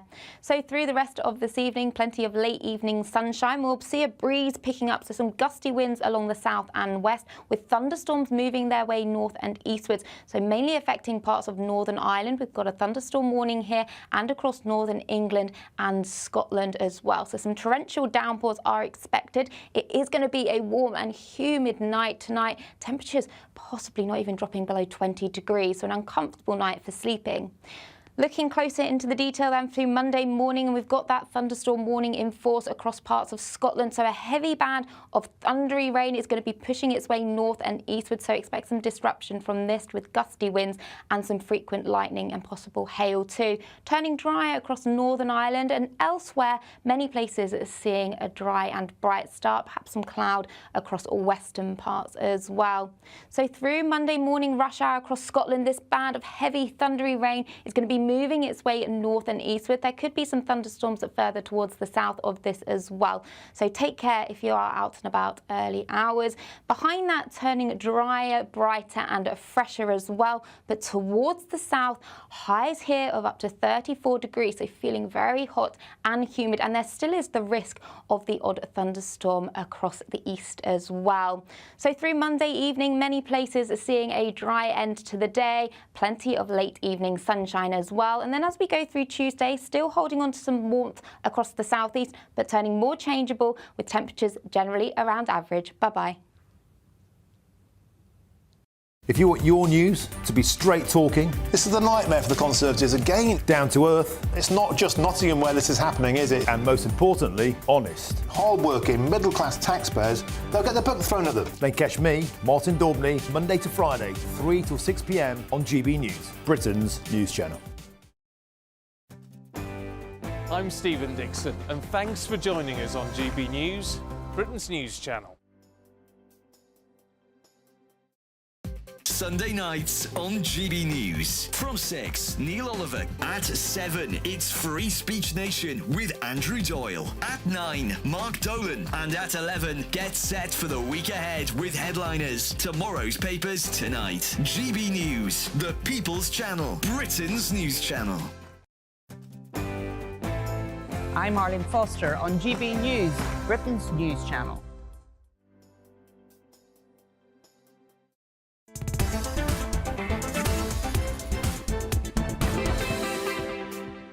Oh, well, good afternoon. 37 minutes after 5 o'clock. Welcome on board. If you've just tuned in, where have you been? There's only 21 minutes to go. I'm Nana Akua. This is GB News. We are Britain's news channel live on TV, online and on digital radio. Now, lots of you have been getting in touch at gbnews.com/you'll say my niggle or monologue that I did earlier. I actually did it on what I thought was hypocrisy at the protests, but James, a GB News member, said that in relation to that, he said, in relation to your monologue, Samira Ali, who is the leader of Stand Up to Racism, has the right to protest and the right to say what she wants. That's free speech. I disagree with her, but she has the right to say it. Mark says that Nigel has been attacked by police throwing things at him, so people will be incited by those putting the blame on him. Lots of people getting in touch. Ian talked about misinformation in schools. He said tackling misinformation in schools is a great idea. Let's start with the misinformation that boys and girls can change their sex and then progress to the climate hoax. Basically, tackle many things that the left-wing teachers are promoting. Well, they'd probably argue they're not promoting that, but keep them coming. And finally, this one here. Janet says, Farage is not fanning the flames. He's not a fascist. Nice to hear the voice of a reasonable lefty. Well, I think she's referring to something earlier on in the programme. Keep them coming, gbnews.com/you'll say. But it's time now for the Great British Debate this hour. And I'm asking, is Zelensky right to invade Russia? President Zelensky has admitted that Ukraine is conducting a military offensive inside Russia. Now, the surprise operation in the Kursk region has prompted mass evacuations across both sides of the border, roughly up to 70,000 civilians. Meanwhile, the unprecedented assault that began 5 days ago has been dubbed a major provocation by Vladimir Putin. So for the Great British Debate this hour, I'm asking, is Zelensky right now to invade Russia? Well, joining me to discuss this, broadcaster and author Christine Hamilton, and also broadcaster and publican Adam Brooks. Christine Hamilton. Absolutely. It's a complete and utter masterstroke. He's taken them completely by surprise. He didn't ask NATO because, of course, NATO would have said no. It's a brilliant, typical Zelensky masterstroke. He's not a member of NATO, though, is he? No, but he's got NATO. You can bet your bottom dollar that there'll be NATO equipment gone into Russia, and if he'd said, may I take your equipment, they'd have said no. That's what I mean. Sorry, I didn't make it clear. It's just like him. It's risky, it's bold. I think it's brilliant, and it's a massive morale boost because and he is desperate to change the narrative, which is that Russia's going to win. Everybody's beginning to think it's only a question of time Russia's going to win. Russia, of course, when they first went into this war, thought, it'll all be over by Christmas kind of thing. And they have been horrified by what an amazing... I mean, if you cast your mind back to when they first invaded, and Zelensky stood there in his battle fatigues, which he has worn ever since, his khaki T-shirt, etc., and he said, we're going to fight them. And he has been absolutely resolute. He's been a brilliant, brilliant figurehead. So, no, I think he's absolutely right. Whether he can carry it off, I don't know, because obviously they're miles inside Russian territory. They have apparently taken a load of munitions and support stuff with them, so they're going to dig in and defend what they've now got. But whether they can, in the end, hold on, I don't know. But Russia has had to divert troops from Ukraine. And Russia is, talk about the monkey pinching the bear's bottom.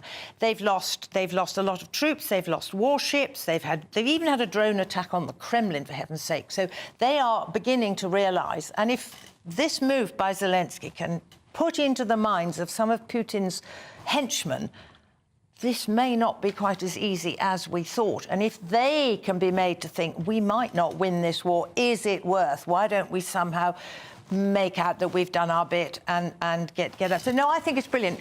Good for Zelensky. I think he's the Russian people. Well, if it starts to affect the Russian people, they might have something to say. Adam Brooks. Look, this is very embarrassing for Vladimir Putin. Suddenly you've got Ukrainian army on their own territory. But we talk about winners in this. There's no winners in this war. There is going to be, if it carries on another 2 years or 3 years, the death toll will be millions. And these are poor Ukrainians, poor Russians that really don't want to get involved in the politics of this world. I think it's a tragedy, and I think that it's still happening in humanity is disgusting. But I cannot see that Ukraine can ever win this war. Russia is a superpower. They've got far more equipment, far more people. So at some point there is going to have to be dialogue. What I do think this move does is that it becomes maybe a bargaining chip. If suddenly he gets hundreds of miles of Russian territory, when they come to the table, you can offer something. You can say, we withdraw here if you withdraw from the Donbass or Crimea or whatever. So it could be a good move. But, you know, none of us are war tacticians, or we don't know the legalities of war. We can only speculate that it's going to be a good bargaining tool, I think, with the Ukraine. You know, it takes some balls to do what they've done. But let's not kid ourselves that tiny Ukraine can beat a superpower in Russia. It's not going to happen. And at some point, there's got to be dialogue. But do you not think that there's a chance, just like in one war where the Russian wives, the mothers were so upset that in the end that's provoked, helped to stop the war. Do you not think that actually the Russian people, if it starts to affect them directly, which is what's been missing, not that you want any of that. No. But that's not been happening, and now it's actually on their own territory. I don't see how Russia could ever give up and not save face because of the backing that Ukraine have had from the West. I don't know how it ends, but maybe something internally happens with Putin. But the intelligence suggests that if Putin goes, that there's further madmen that want to take over, and that might be even more hard lines. Extreme, yes. But let's see. Up until now, the Russian, not ordinary Russian people, will have been fed lies and propaganda. They will have had no idea of exactly what's going on. So this maybe, perhaps, will bring it home to them. And also, don't forget that those Ukrainians and little Zelensky, for goodness sake, God bless him, he is fighting a war for all of us. He is fighting a proxy war for the rest of Western civilization. And one of the things that horrifies me about the possibility of having a President Trump again is that he has said no more support for Ukraine. If the USA fails to continue to support Ukraine, then they are finished, because, as you say, they are not exactly Let's also just say there's plenty of us in the UK that want to see an end to this, because our taxes are going towards... Let's be honest here. Our money is being sent to Ukraine without our permission as a whole. So it's best for us that this ends soon. Whatever way it ends, it needs to end. And yes, look, Russia invaded Ukraine, but it has to end soon, or millions are going to die. All right. Well, listen, thank you for that, Adam and Christine. Coming up, Paul Coit will be here with the latest on the Olympics as they head towards the closing ceremony. Stay tuned. That is on the way.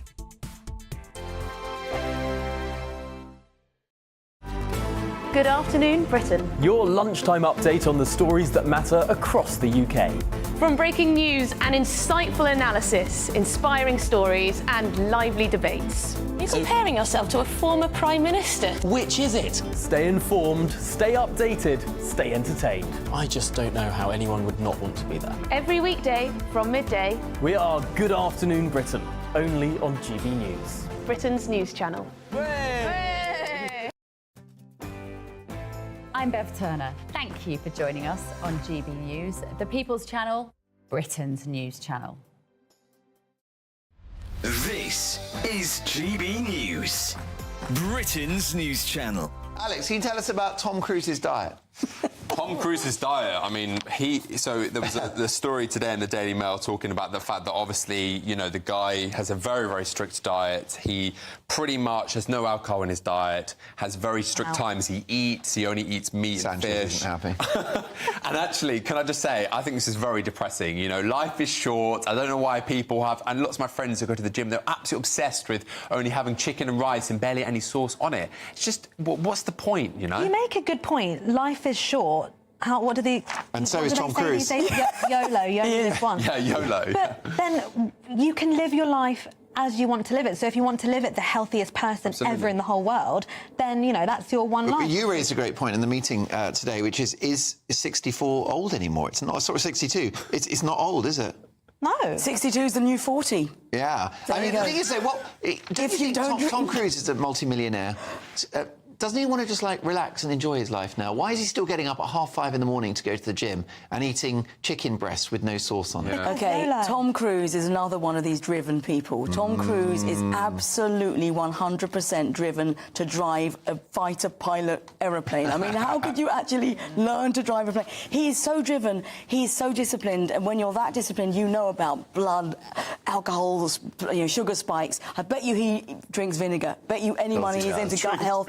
I'm telling you, gut health is in. Everyone's talking about gut health. But what's the point when you're 62? No, I'm hoping when I'm 62 that I'll just chill out. He doesn't. No way. He doesn't need the money Eat some either. He donuts. can just chill. Like, No, he doesn't want to chill. He so doesn't want to chill. I tell you what, in Hollywood, because my husband's a film producer, in Hollywood, you know when they retire? They're either 90 or they're dead. Yeah. GB News, the People's Channel. I'm Christopher Hope. From pop stars to politicians, I'll interview anybody in a pub who's got a political opinion. Join me every Friday on Spotify, Apple Podcasts, YouTube or gbnews.com, or wherever you get your podcasts. This is GB News, the People's Channel.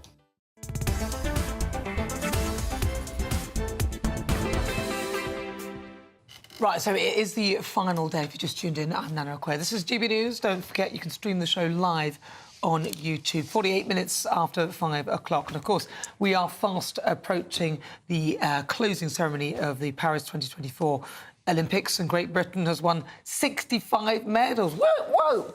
They beat their tally from Tokyo in 2020 by just one, but still they beat it. But has this been a memorable tournament, or has it been one to forget? Well, joining me now is broadcaster Paul Coit. Paul, he knows everything about sport. Right, Paul, so has this been a... Where are you? Are you in Paris, or is it just a background? I'll let you think I'm in Paris. I'll let you think I'm in Paris, Nana, if that works for you. As the sun comes down on the Olympic Games. I don't think it's that dark, actually, in Paris, so you've given yourself away. OK. So what are your thoughts on the Olympics, then? Has it been a success for the UK? Has it been a good Olympics for us?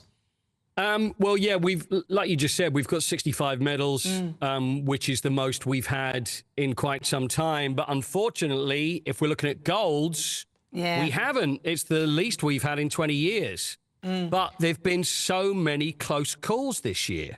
Right, going back to the swimming, I got like Adam Peaty, who missed out by 0.02 of a second. It was the same in another swimming event, 200 metres.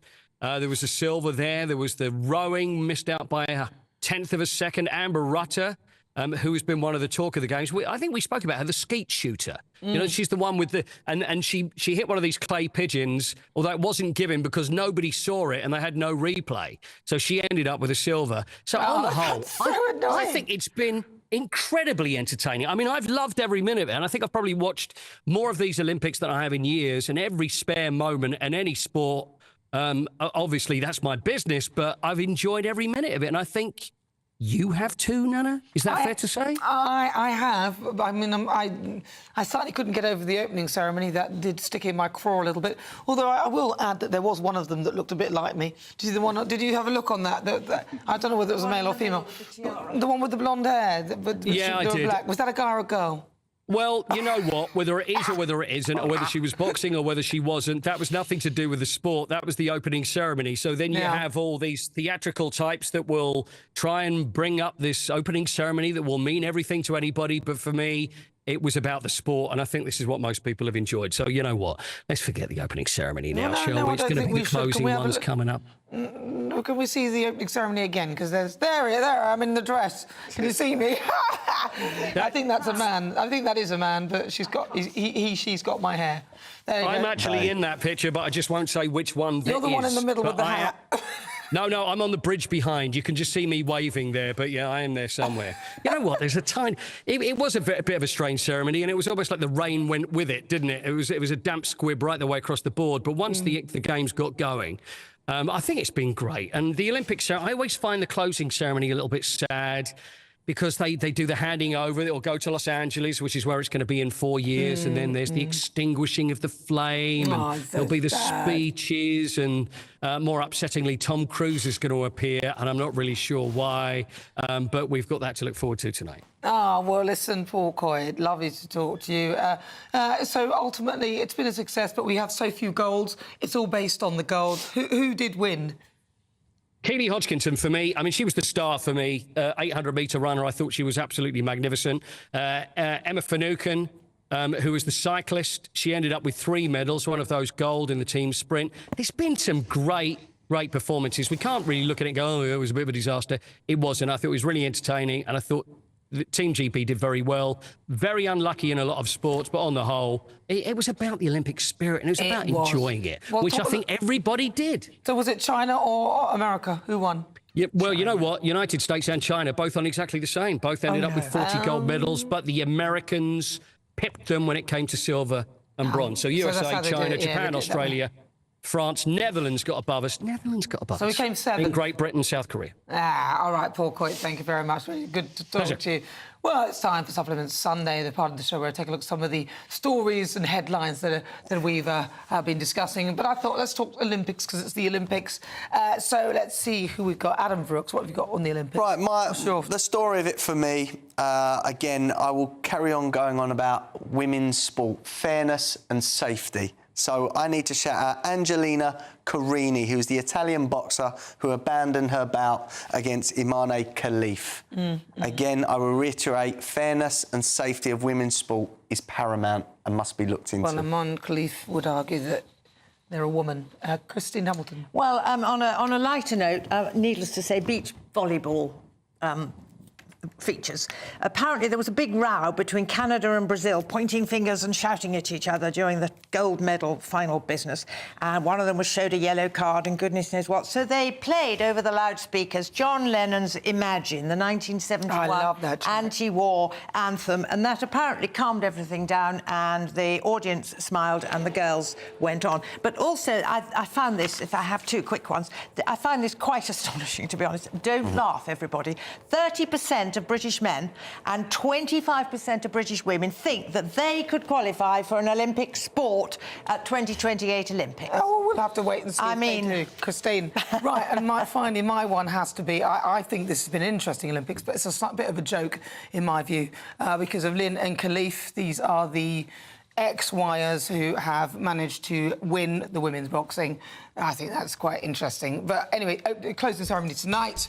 Let's hope the next one won't be like that. But on today's show, I've been asking, does the punishment fit the crime? As the Director of Public Prosecution says that Rioters could face up to 10 years in prison. According to our Twitter poll, less than 9% of you say yes, 91% of you say no. Thank you so much, my brilliant panel. Pub landlord broadcaster Adam Brooks and author and broadcaster Christine Hamilton. And as ever, thank you to you for your company. I'll leave you with the weather. Take care, have a good week. See you tomorrow morning. Looks like things are heating up. Boxed boilers, sponsors of weather on GB News.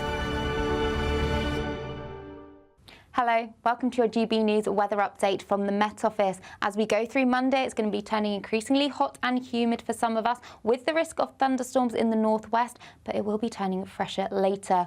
Looking at the bigger picture, we've got an area of higher pressure across the UK. Further towards the west, a deep area of low pressure, and that's helping drive southeasterly winds. So through the rest of this evening, many places staying largely dry, but as we go through the night, we'll see the risk of thunderstorms developing firstly in the west, but then across Northern Ireland and parts of Scotland later, and we have got some weather warnings in force, so expect frequent lightning, torrential downpours and some gusty winds. And temperatures overnight, well, it's going to be feeling quite uncomfortable, some places not dipping below 20 degrees.